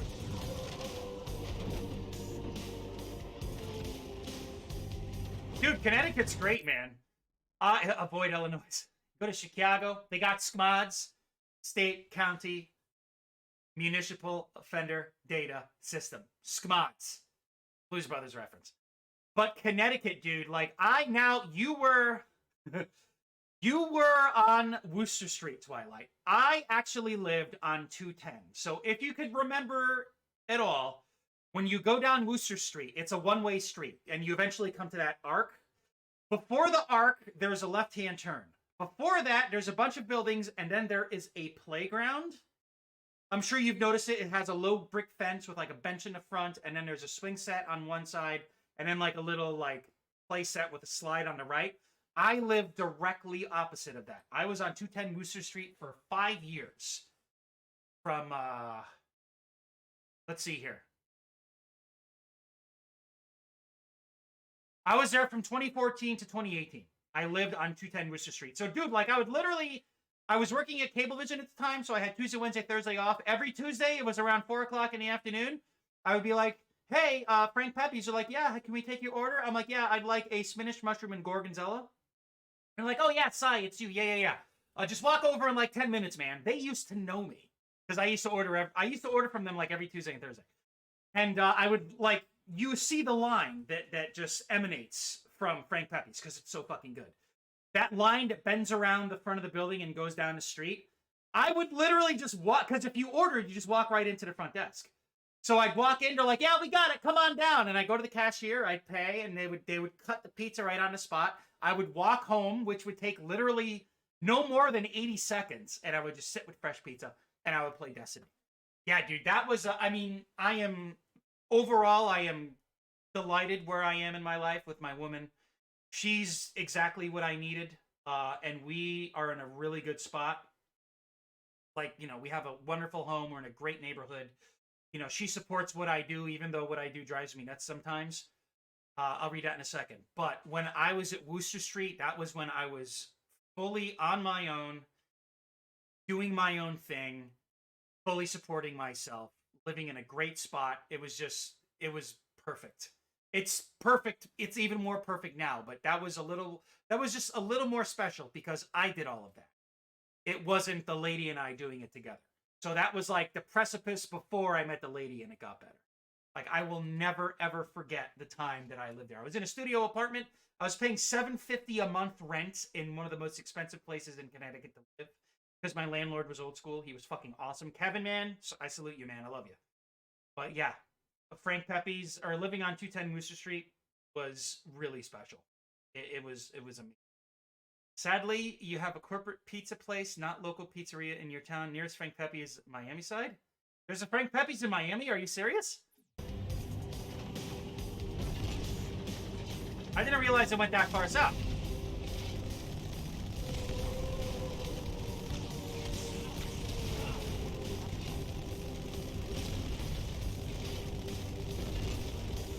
Yeah, Yale. You don't have to correct yourself. Yale, yes. That's actually just Y-A-E-L, not Y-A-L-E. I think you do that. Yeah, dude, Yale was like, so pretty much Frank Pepe's, if you went down to the end of the street, it was right on the 91-95 connector. You had Sports Haven and then Long Wharf. So you can make a right and go to those places, or you can make a right and another right, and you'd be in downtown New Haven. Yale, I could walk to Yale in like 15 minutes if I wanted to. Like, I remember once, the guys are like, yo, let's go to Barcade. I'm like, okay. They're like, meet us there at 7. I walked from Frank Pepe's. I walked from 210 to Barcade, and I just bummed a ride home. It took me like 20 minutes not even to walk there. They're like, meet us at 7. I'm like, all right. I left at 6:30, got there early.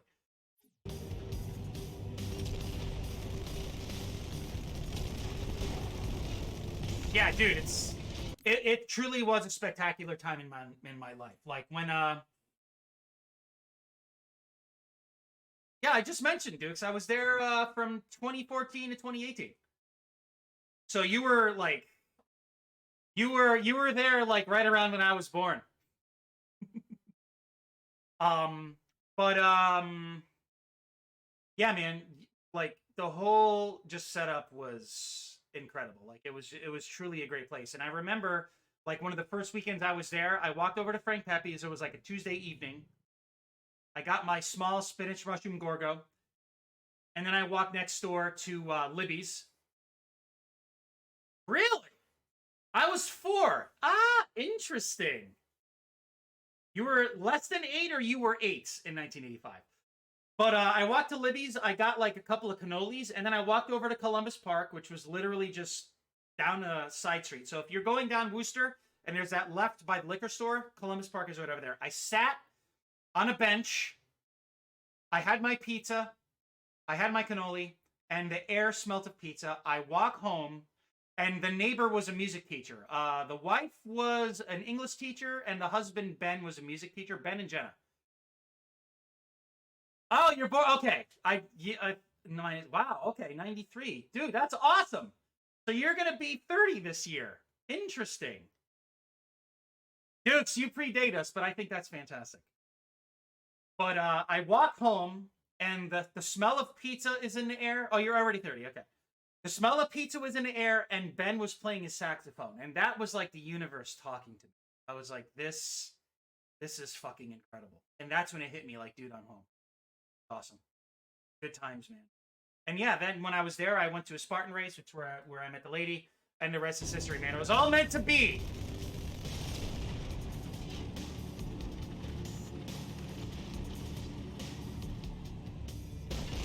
Make sure everything is dead.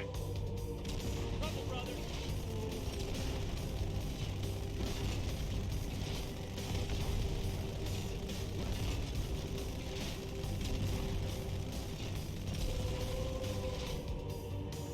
All right. Banged rocks and six together for your computers. So when the friction from the rocks hit, and that's what powered the computer. That is awesome.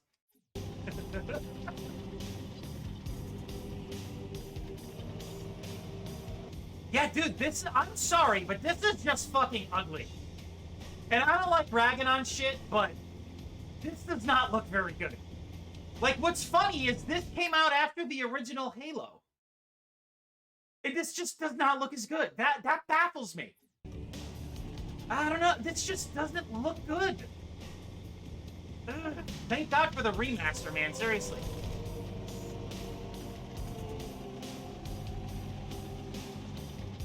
We walked to school both ways uphill in the goddamn snow. Suck it, kids. With your fucking bus stop. Wait a minute, we came... Hold on. We came this way.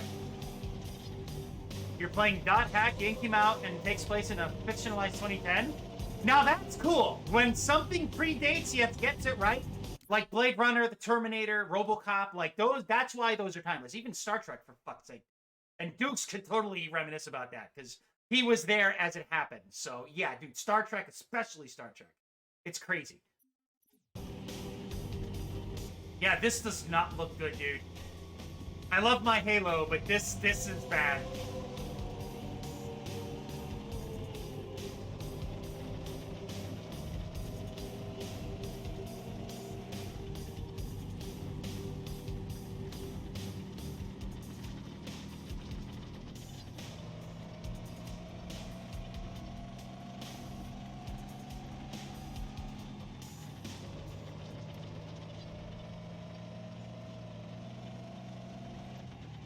I think this is where the game's gonna be like, okay, you gotta get out of the tank now.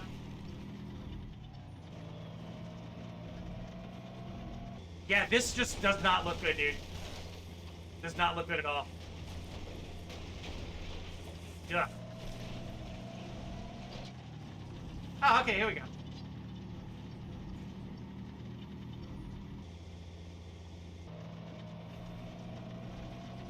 What? Really?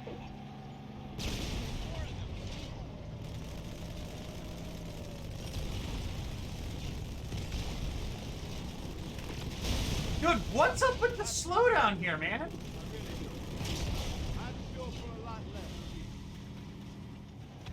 Hold on.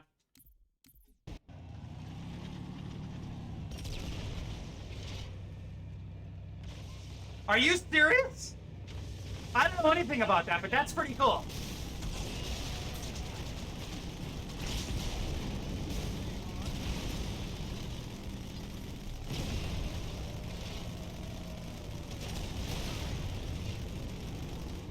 So what's the Toyota scandal? Is that like they're tracking you or something like that? Which is obvious. They say they don't, but they do.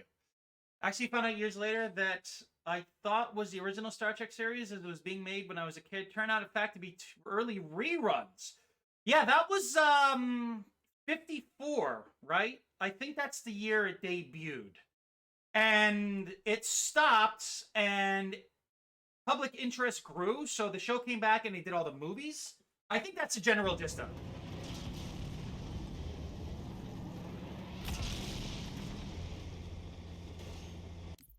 GPS having major problems like turning right at a building. 60. Okay, 60s, not 50s. Gotcha. Okay. Because I thought black and white. Ah, turning right at a... Well, why would you do that, though? Like, why wouldn't you... My brain just... No. Ugh.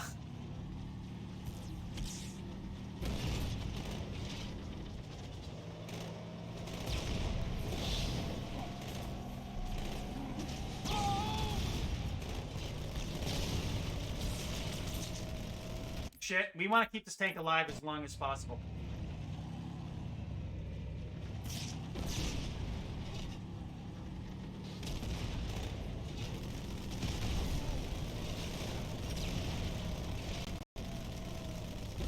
Yeah, why is there a slowdown here, man? Careful! We're coming up to another structure!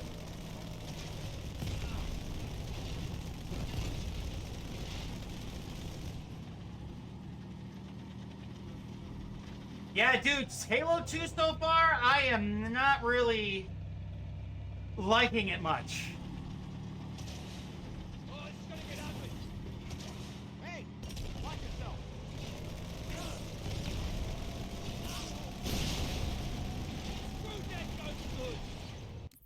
gotta keep the tank alive.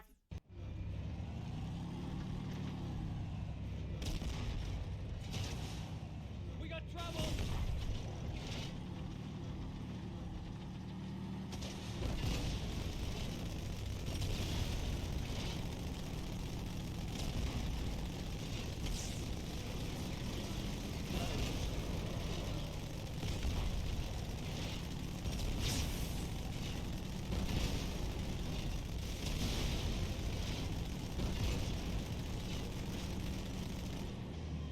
Dude, this just doesn't look good. What is up with this? Whoa. Like, seriously, what's up with this? I don't see a building. I see just a mess of textures. Hey, there's another one.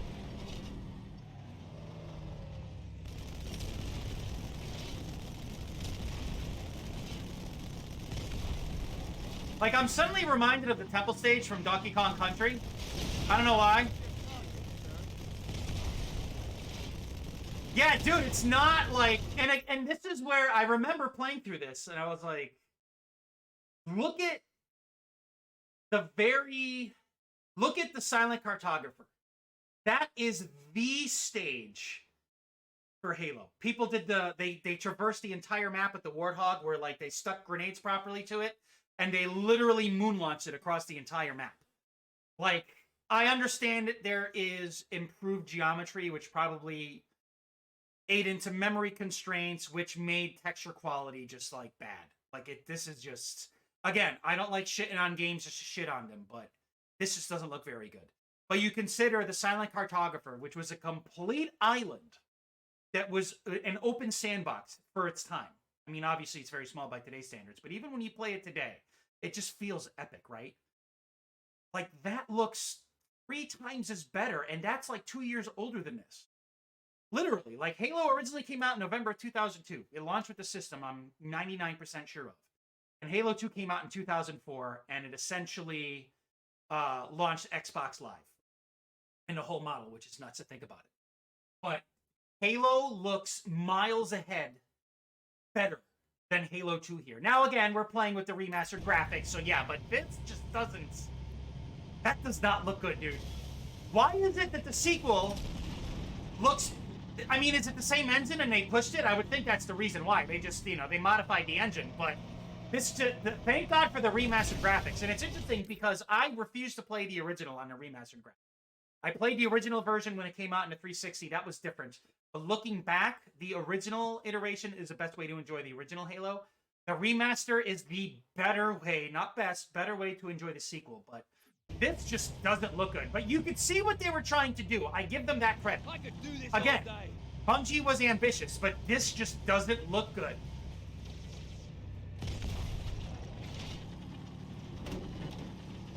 Ugh.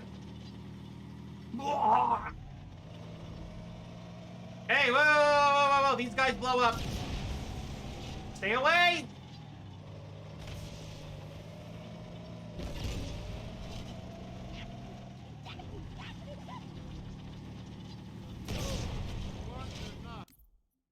Fucking grunts.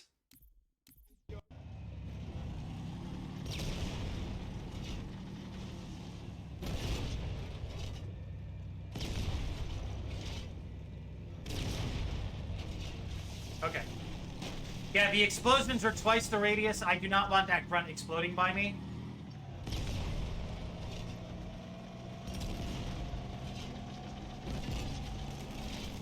Yeah, dude, this just does not look good. This looks terrible. Morrowind on the original Xbox looked better than this. And that says a lot. Hold on, my headset just died. Happens sometimes. Okay.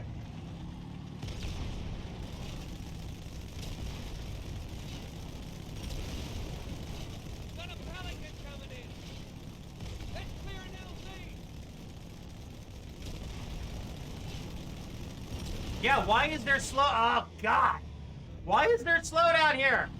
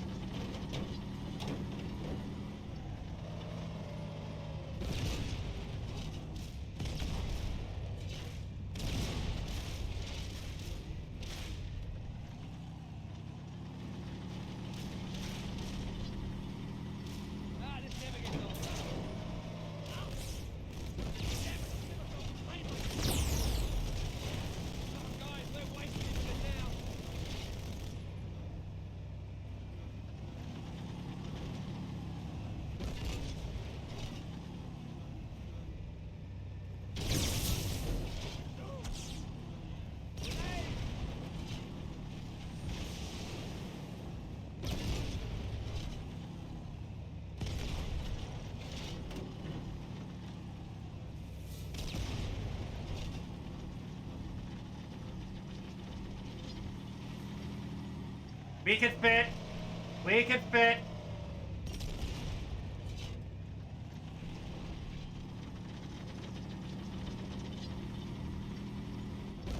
Yeah, this is just like a cut and paste of what we just did before. It's and dude, the what is it? The I forget the name of the stage, but it was one where we're going through the snowfields, and then in the Forerunner structures, like they copy and pasted the fuck out of those areas. And here it's far more noticeable. Like, I don't want to be a negative Nancy, man. It's just some random nameless environment. That's another thing. It's like, oh, we got to land on Delta Halo, and it's like a structure, and that's really all we got. Like, there's no narrative outside of Covenant bad, shoot them in the face with your tank. That's honest. That's the honest answer. But they're known as Forerunner structures.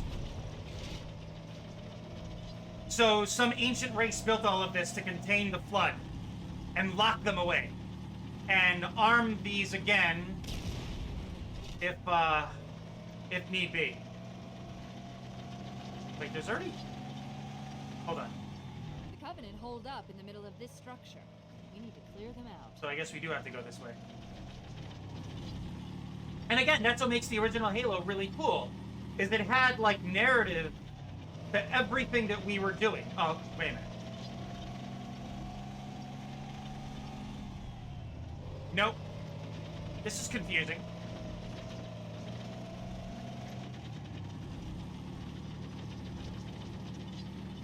Nameless Environment 3A.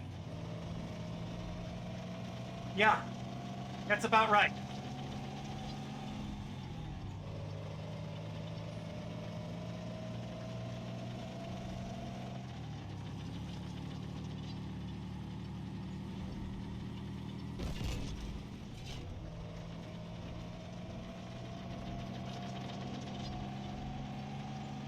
I guess we go down?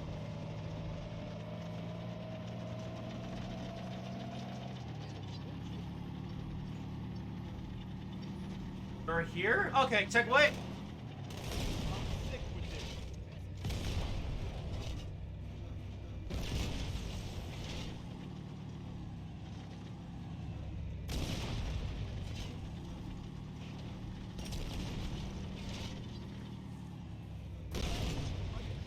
Shit.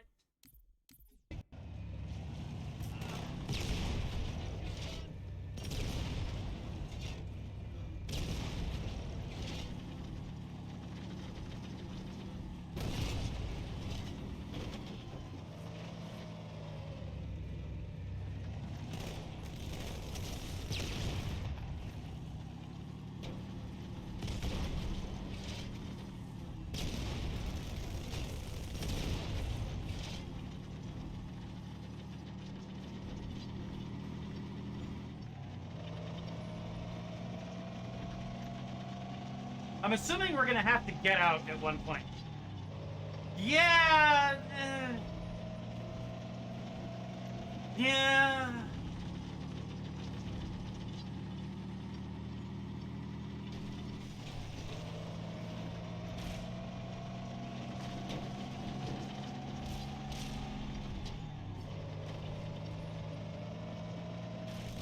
Dire Maul?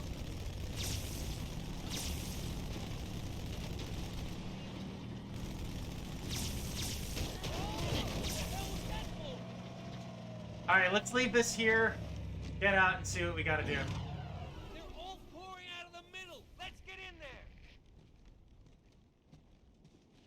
Oh, I guess we gotta go that way? Okay.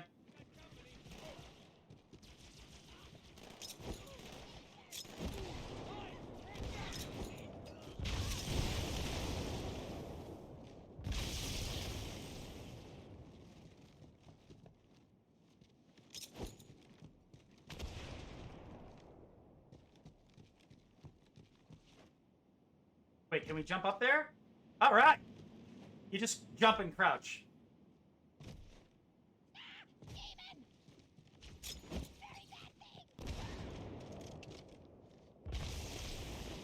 You get used to the little... Those are grunts, by the way. You get used to them exploding, which is actually kind of helpful.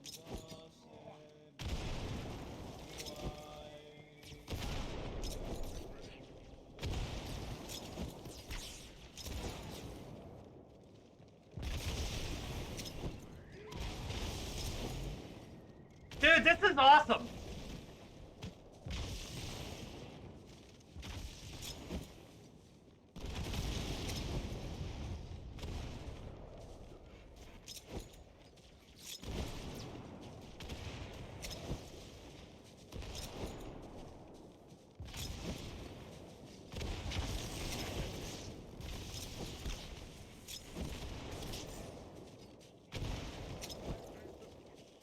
It's not a cheat, it's a feature.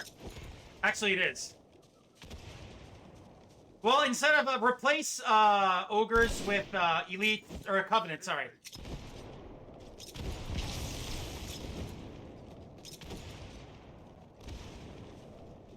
See, when they're like being launched around, I can't tell if they're jumping or dying. Yeah, dude, this just. Ugh. It's the extra geometry, man. They pushed too hard and they couldn't texture it right. This just does not look good. This looks like shit. I'm sorry, man. Again, I hate saying that because I know how hard people work on this, but it does not look very good.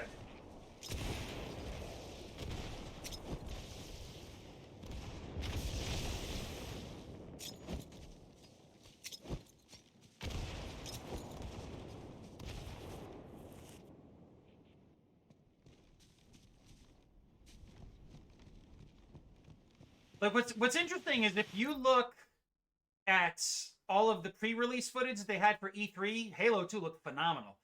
And then you compare that footage to, of course, it's vertical sliced. It's a smaller portion of the game. They can make it look better. That's fine. But look at all the special stuff they were talking about, like bump mapping and like texture, this and that. And you compare it to here, I don't know what the hell.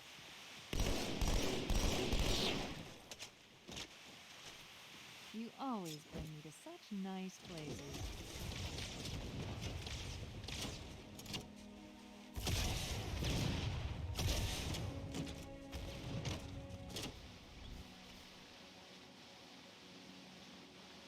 Ugh. This ain't it, Chief. Sorry.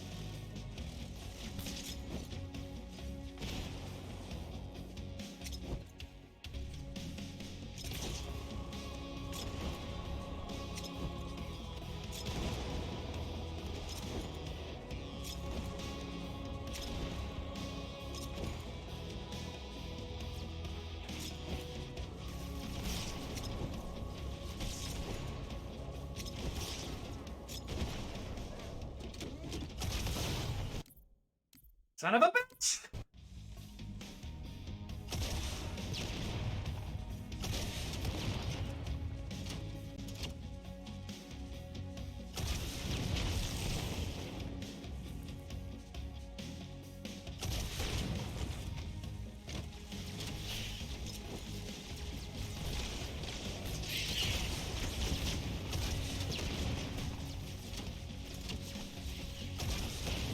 Nice!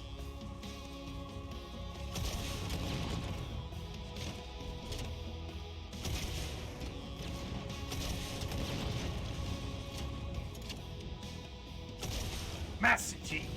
Instead of Roadhouse, it's Master Chief. Master Chief.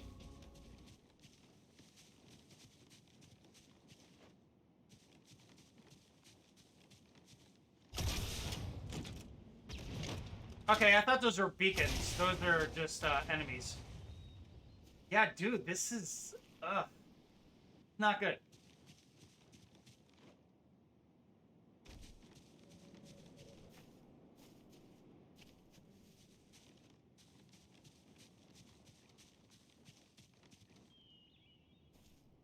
Ah.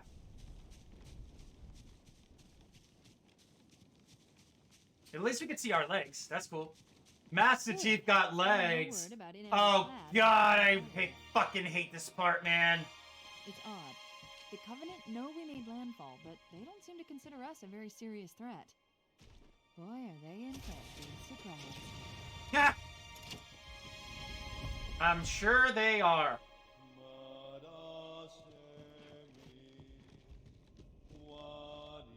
Watch yourself. Honor guard.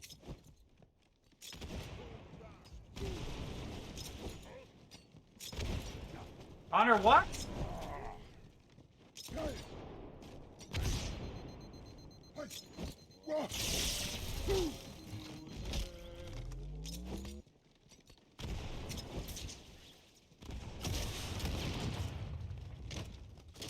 I should use a rocket launcher more, should I? Alright, cutscene. Hopefully the stage is over.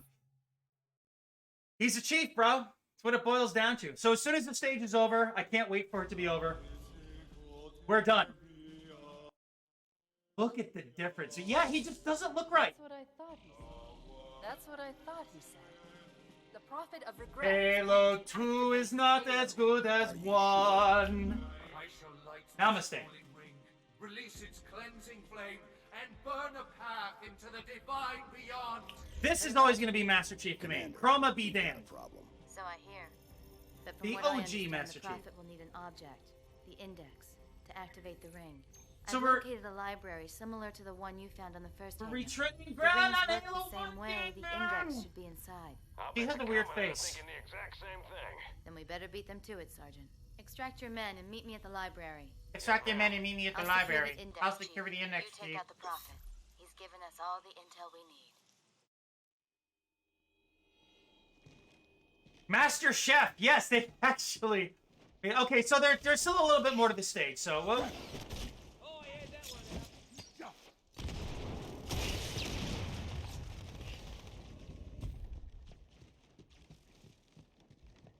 Oh yeah, we got the great.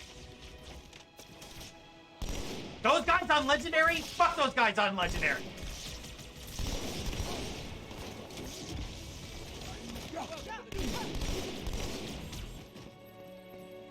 They one-shot you. If you don't know where they are, you're dead.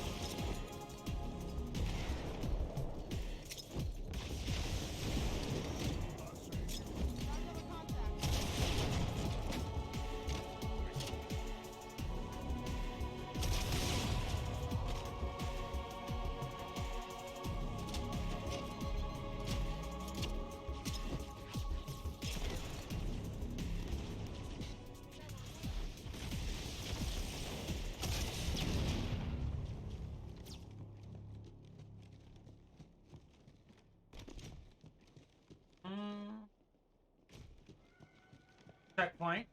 Sissy.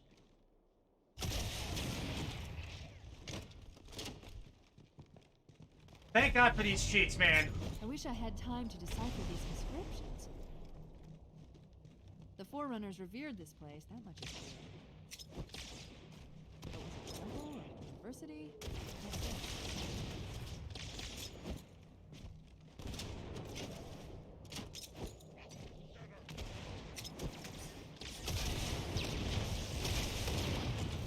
Dude, why are we having slowdown? I don't understand this. Like, why is this not optimized? What's going on here? I think, let's see. You need to... Oh, God, I hate this part. And the crowd goes wild.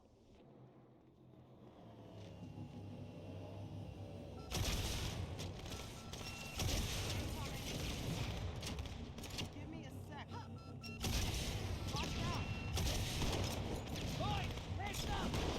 Make him. Hey, how about a heads up next time?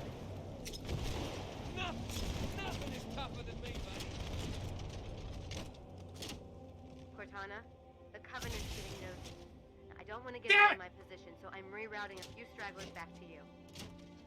I apologize. These Pelicans are all the support you're gonna get. Understood, ma'am.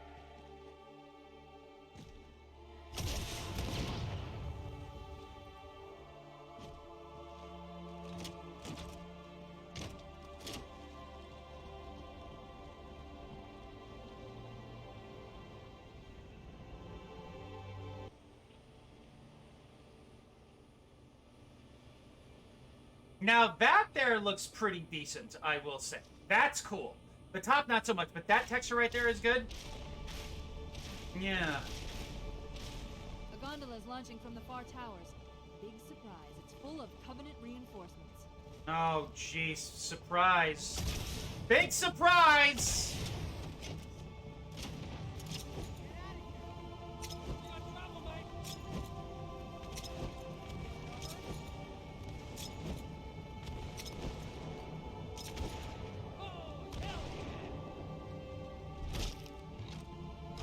Looks like he's wearing khakis.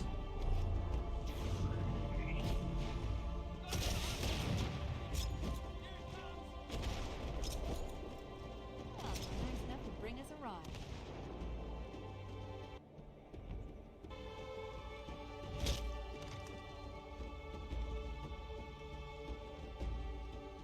And then here, there's all those stupid bugs we have to shoot.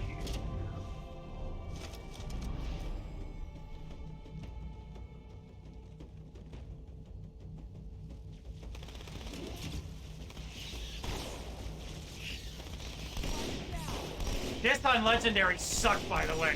Takes practice, boys. You had it in you. I don't know if you remember that Snickers commercial where the guy's doing the end zone art for the Chiefs, and it's this like old crotchety white dude. You can tell he's been working the Chiefs for a while. And this dude stands over his shoulder. He's like, "That looks great and all, but who are the chefs?" And you can see the guy. He's just like, great oogly moogly." And as he say that, the camera pulls back, and it's the Kansas City Chefs. Fuck. Good job, people. Are you okay? I'm perfectly fine. How are you? This lake couldn't have been formed by volcanic action, which means it was either built this way on purpose or was created by some other cataclysmic event. Sorry, I was trying to kill something.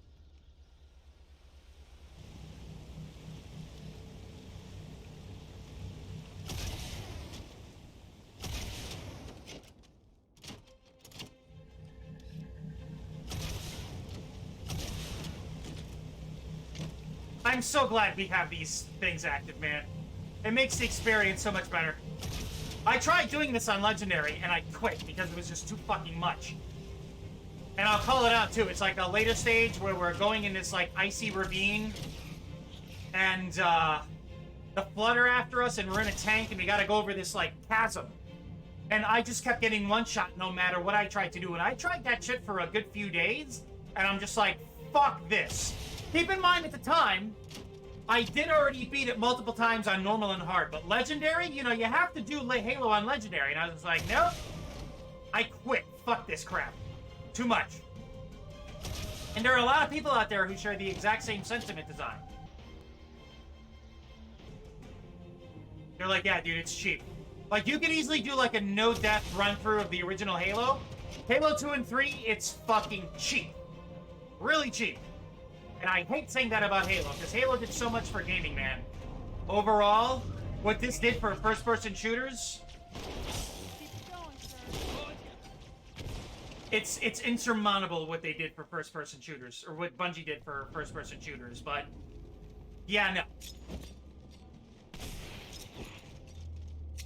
I actually kind of felt the same way about Witch Queen when I was first playing through that. Dukes was actually there. I was trying to kill the last boss on Legendary, and it was just super fucking cheap. I was like, I quit. I'm done.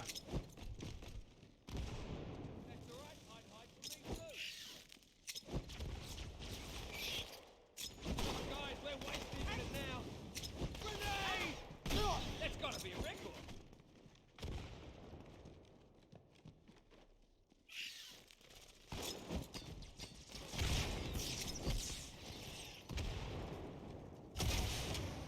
Trying to get him with splash damage.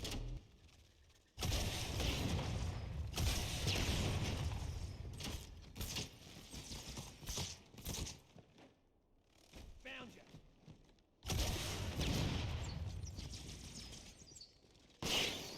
Oh, somebody just went pop.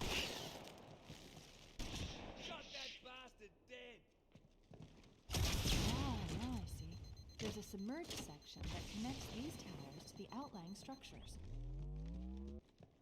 Looks like we're going down. Oh, dude, that's cool. Unless you'd prefer to swim. Let's go skinny dipping, Courtney. Full car coming up.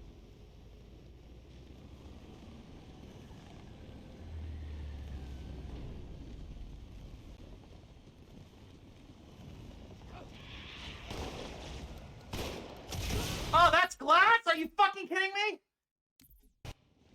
For Halo? Full car coming up.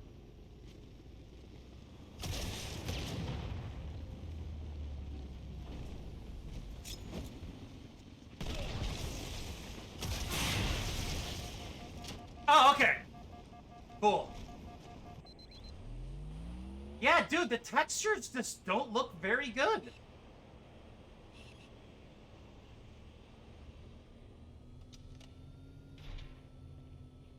Ugh, thank you. Okay.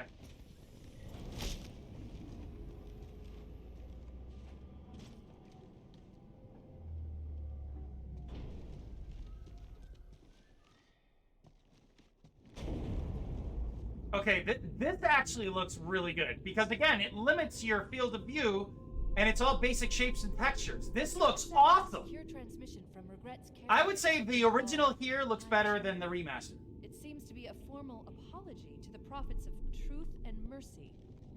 Apparently, Regret jumped the gun when he attacked Earth. He's asking the other prophets to forgive his premature arrival, arguing that no human presence was foretold. That explains why there were so few ships in his fleet. But it's odd a prophet would have such bad intel about his enemy's homeworld. Yeah, dude, this looks... Actually, I would go as far as say this looks really fucking good. Like, this is incredible, actually. But see, it's darker, it's basic shapes and textures, and you can see the difference between this and, well, this. Like that, I'm most impressed with that super, like, slice of a section that we've experienced so far.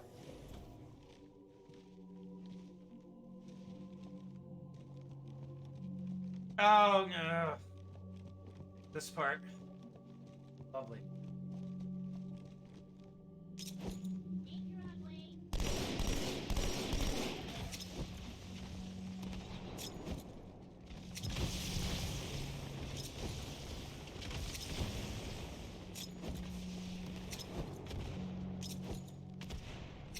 I feel like I'm on, like, a tour of Halo 2. Like, you know, you go to, like, Philly or DC, and you're on the bus, and the tour guide's talking, and it's like, well, here we have... And as the tour guide's talking, she's just hucking grenades. Like, oh, here there's a whole bunch of flood, and here's a whole bunch of covenant, and over there is where you go, and yes, boom, boom, boom, boom. Don't get too close to the grunts, they'll blow up. Boom, boom, boom.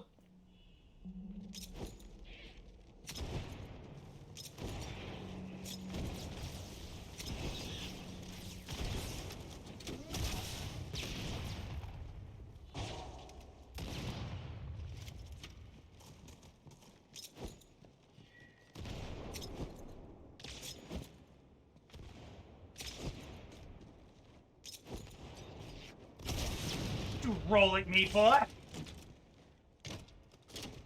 Ask. No problem, man. I really hope this is done soon, because I need to get going. I'm already like a half hour over, but I think the lady is out with Remy getting some cupcakes for later.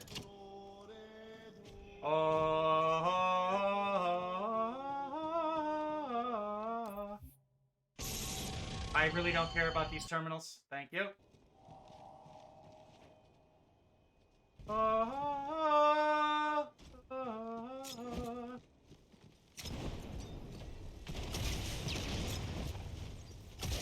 Dude, we blew him up already. That's fucking amazing.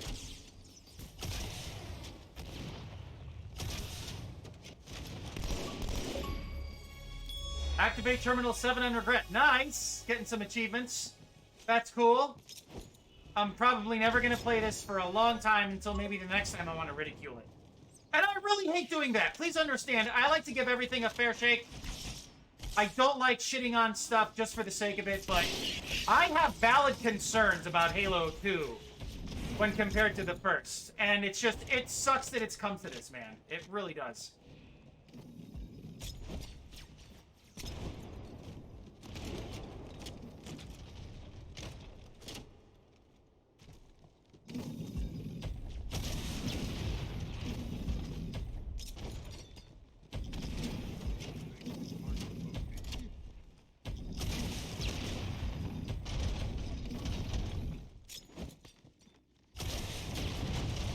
Poor corpse, I'm sorry, man. My bad. I can't catch a break, man, even when I'm dead.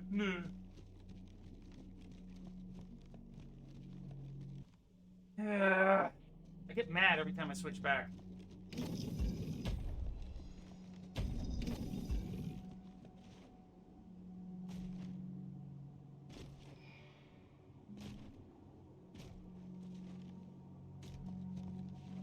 Okay, so we were there. We have to go this way. I would assume.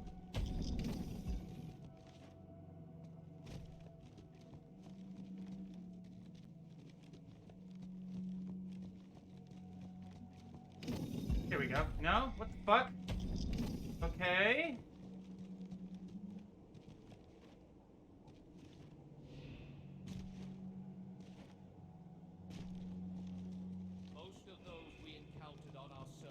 Compelled to join our union, to take part in a movement that promised freedom for allegiance, salvation for service. But some, like the humans, chose to impede our progress, block our access to sacred sites, damage holy relics. For their transgressions, the humans shall be hunted until none remain alive. That's fucked up. You guys aren't Nazis. At least you guys have some class. The Nazis are just fucking assholes. How dare you compare them? Nazis. Yeah, I will never do that again. I am so... Wow.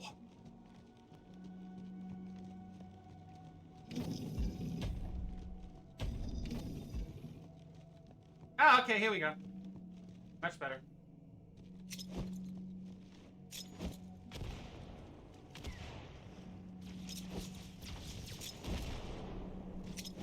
Dude, the amount of frame stutter here is ridiculous. Like, what the hell?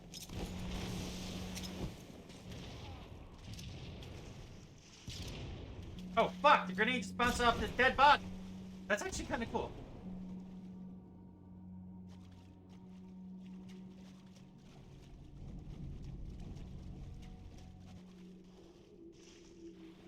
Yeah, this looks okay. Like, this looks alright, but it's these really low-quality textures here that suck. Like, you could even see here, too. Like, look at the difference. That looks really good. Okay, sorry, wrong one. But you can see that looks pretty decent. And then this looks terrible.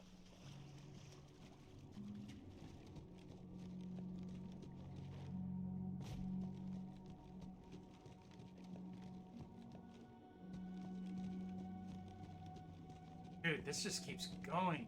Ugh, come on.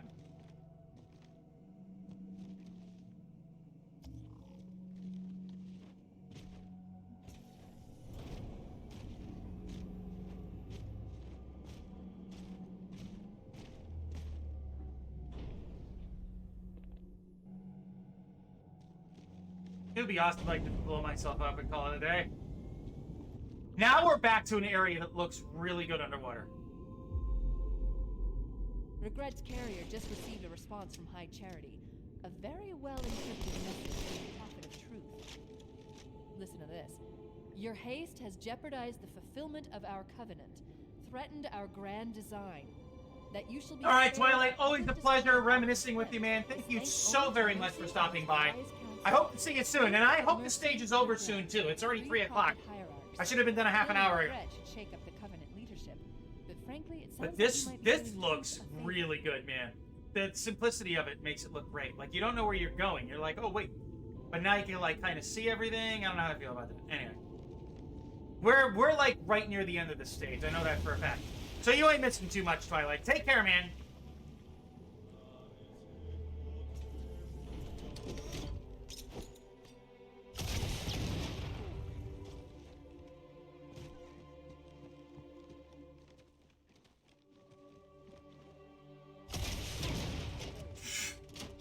Okay.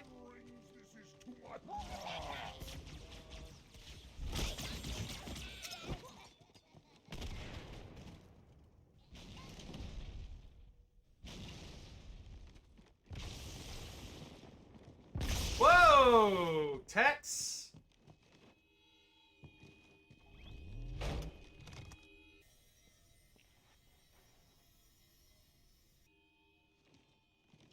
Every member of the Covenant.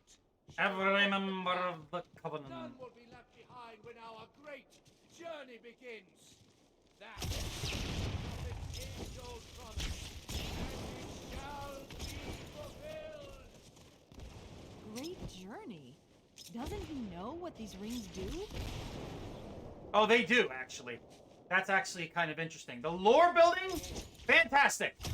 The game, not so much. This is my last run, Chief. I'm nearly out of fuel.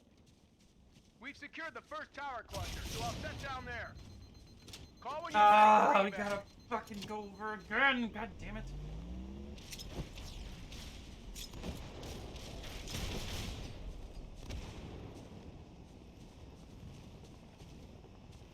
Can't you just fly us over, man? Make life easier for me, please. Oh, it's just back. Fuck. Ugh.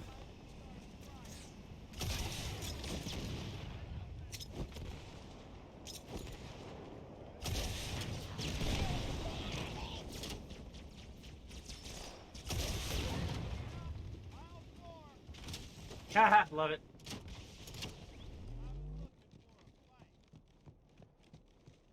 We gotta do this again, dude. Kidding me? Okay.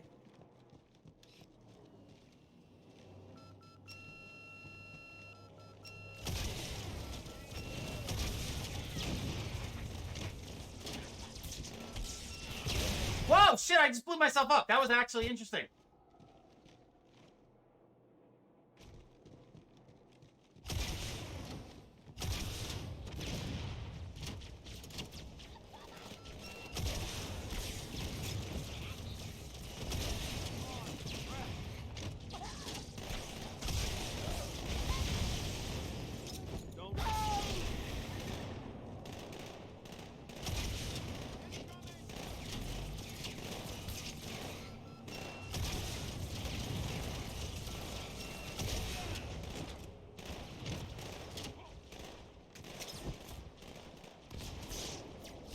I just tried to double jump like a hunter. Oh my god.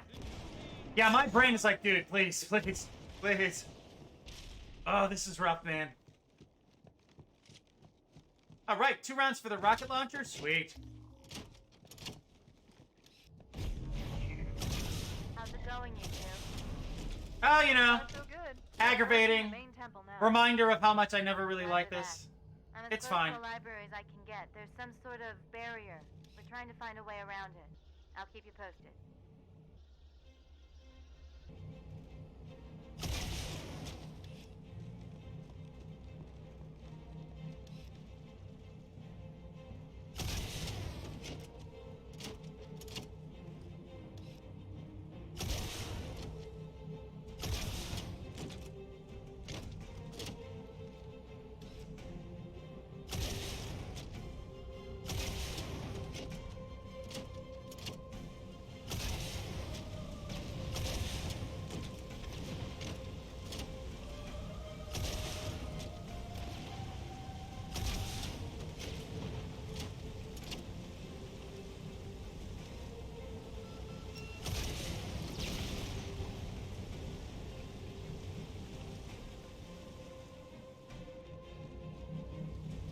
Yeah, this on Legendary was a slog, man. This, ugh. We just gotta go in there one more time, and then we're done.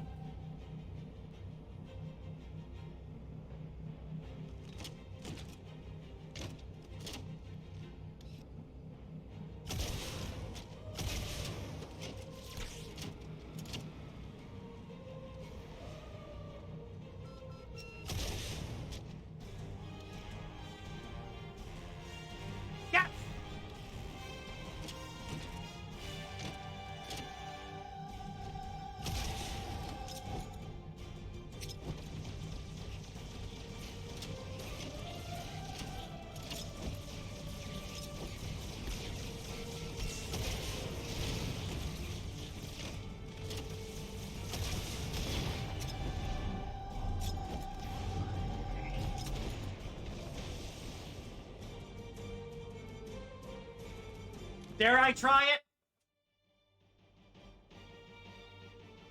It does not look good, dude. This, much better. That's the largest Covenant fleet I've ever seen. The largest anyone's ever seen. Get inside the temple. It's and so get through Regret before huge. it can stop us. Thank you, Cortana. Oh my god, why? I thought it was over. Oh my god.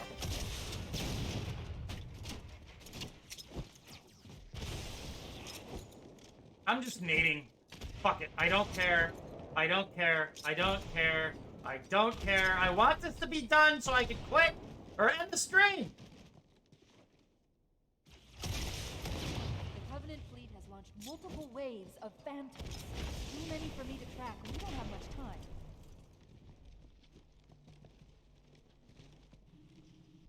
Why is this, like, darkened out?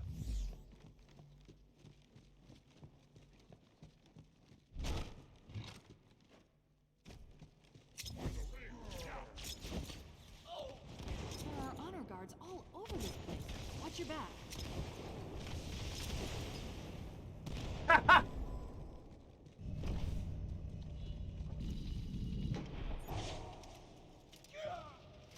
Oh, the prophet!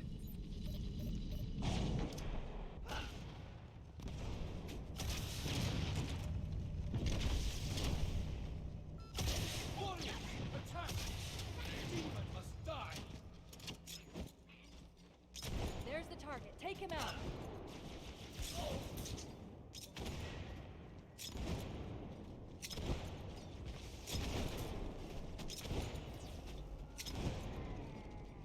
You dare to interrupt my service! We could jump on him and, hold on, punch him. This demon is beyond me.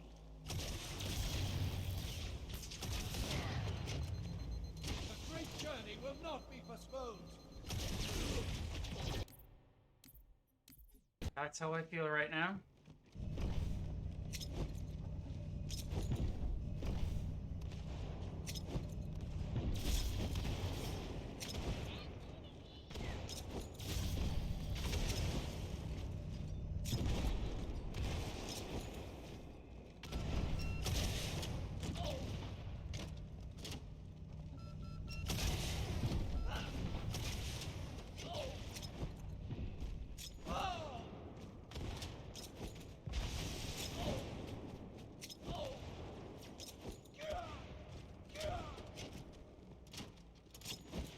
Human filth!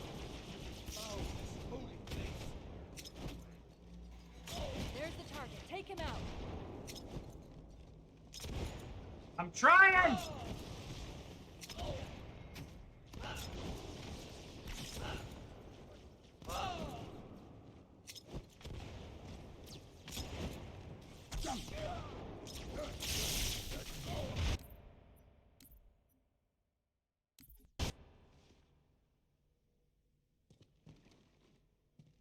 What the fuck?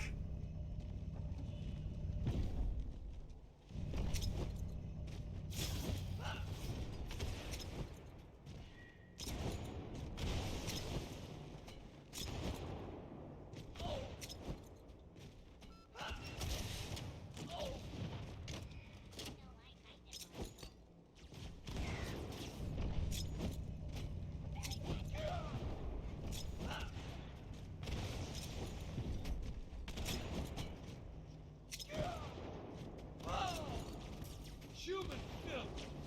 Foul this holy place!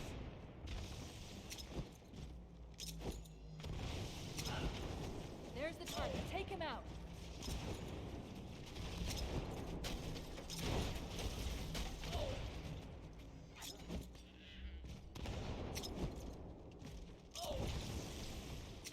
Warriors, attack! Demon must die! Surely you can do better than that!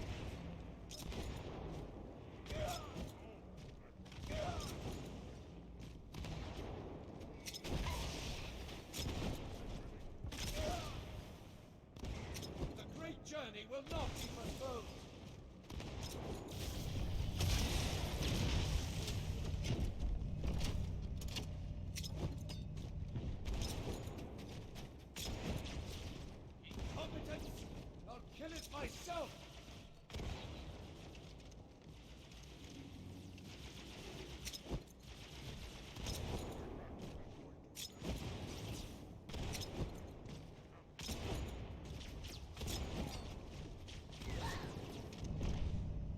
See, those guys are literally grenades. To interrupt my server.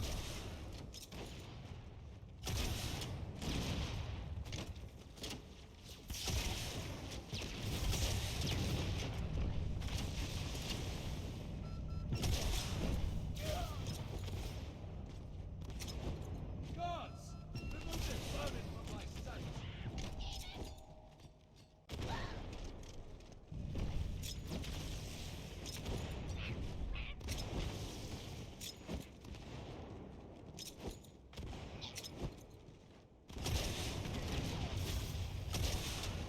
Your very existence offends me, demon. Yeah, well, you stink.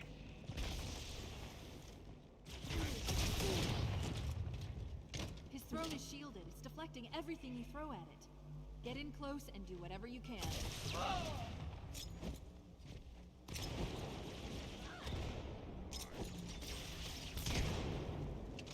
Ah!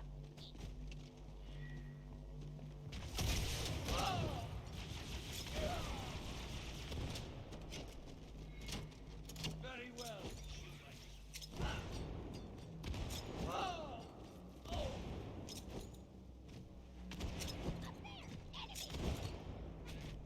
I'm trying to always throw grunts away from me.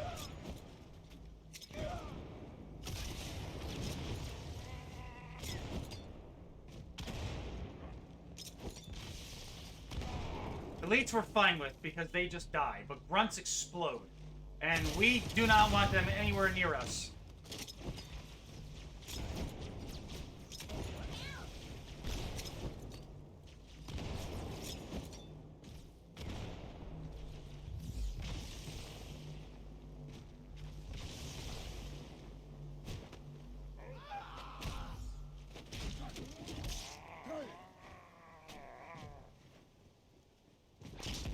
Bad news. The Phantoms are turning around. The fleet is preparing to fire on our position. We need to get out of here.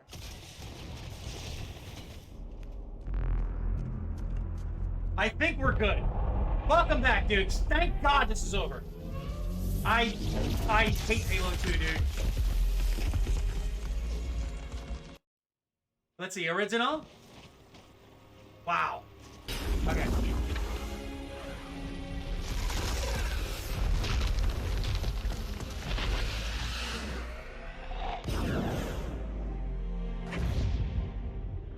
No, Chief is dead!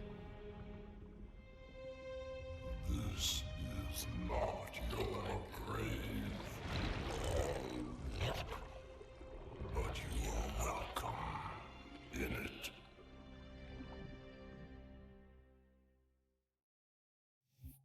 Cave mind. Dude. Halo just went from kind of annoying to Little House of Horrors. So let's just let this play out. I'm done for the day gameplay-wise. Let's see, what does this look like? Yeah, no. So the Brutes are fighting with the Covenants. It's a power struggle. The Brutes are taking over. And our Arbiter's stuck in the middle. It's actually pretty interesting, I'll give it that. The story and lore, the lore building and the story itself are actually not bad. The lore building is excellent. The story is okay, I should say. This is unprecedented. Unacceptable. The Hierarch is dead, Commander. His murderer was within our grasp. If you had not withdrawn our phantoms. Are you questioning my decision? No, Holy One. I only wish to express my concern that the Brutes... Recommissioning the Guard was a radical step. He has a cool But voice. recent events have made it abundantly clear that the elites can no longer guarantee our safety. I shall relay your decision. Shall we look? I shall relay your decision.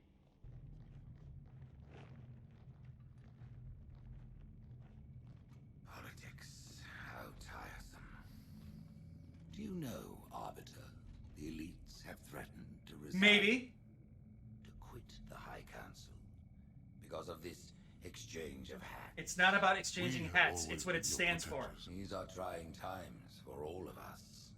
Even as the humans' annihilation filled us with satisfaction, The loss of one of the sacred rings racked our hearts with grief. Putting aside... So hold on a second. I'm going to ask this. The power struggle is interesting to see, okay? It's cool to see the elites, the Covenant, to have, like, a set of, like, leaders and a rival, which is the gorilla-looking dudes, the brutes. Not the cabal, they're brutes, okay? But what is the hierarchy's motivation? Like, that's where I'm like, I mean, okay, yeah, you know, this and that, and the flood and the halos are sacred, but what's their end game? That's where I'm like, Sorrow.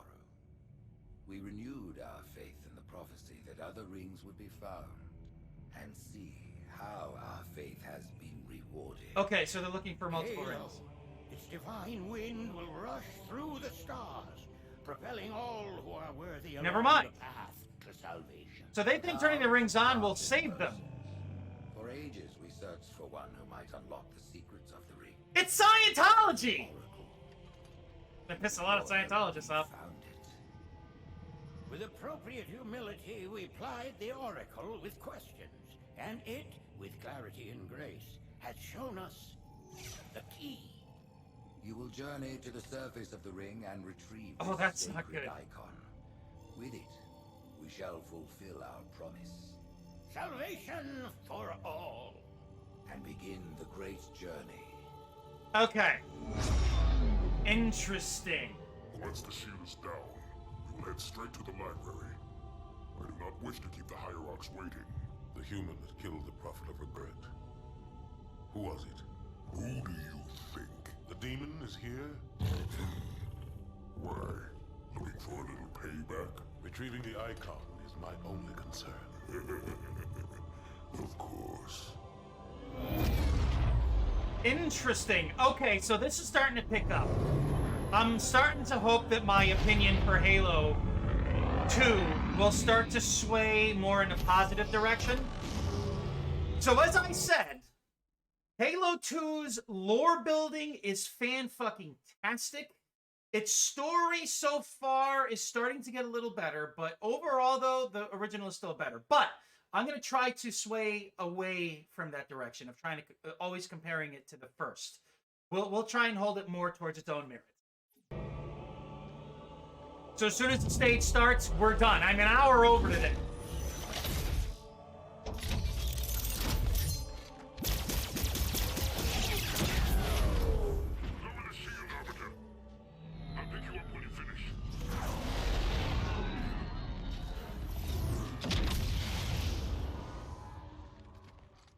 Okay.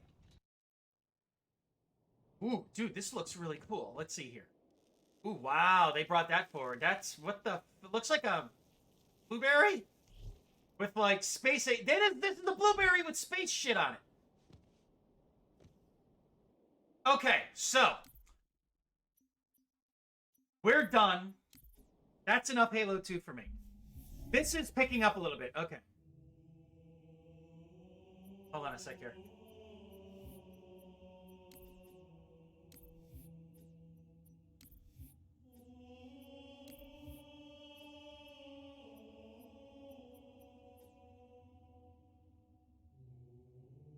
Well, actually, if you think about it, this is just like, if the ring that Sauron wore was the actual Halo, we're like that microscopic. All right, guys, thank you so much for stopping by today and keeping me company in retro and reminiscing. Today was fucking awesome. Thank you so much. Shout out to Slides Gale for the support today. You guys rock. Dukes, always a pleasure. Twilight, always a pleasure. Sly, always a pleasure. I will see you all soon. I'm out of here. I'm going to enjoy the rest of my weekend, get some Tears of the Kingdom in, and continue streaming Halo until Halo 2 is complete. Then we'll go to Warhammer Bolt Gun, and then we'll hit up Destiny for weekly reset. And then we'll come back to Halo 3. We'll go through all the games in their release fashion. I'll see you guys on Monday. Enjoy the rest of your weekend. Stay warm and well fed. Be safe. Thanks again. Peace out. Mute.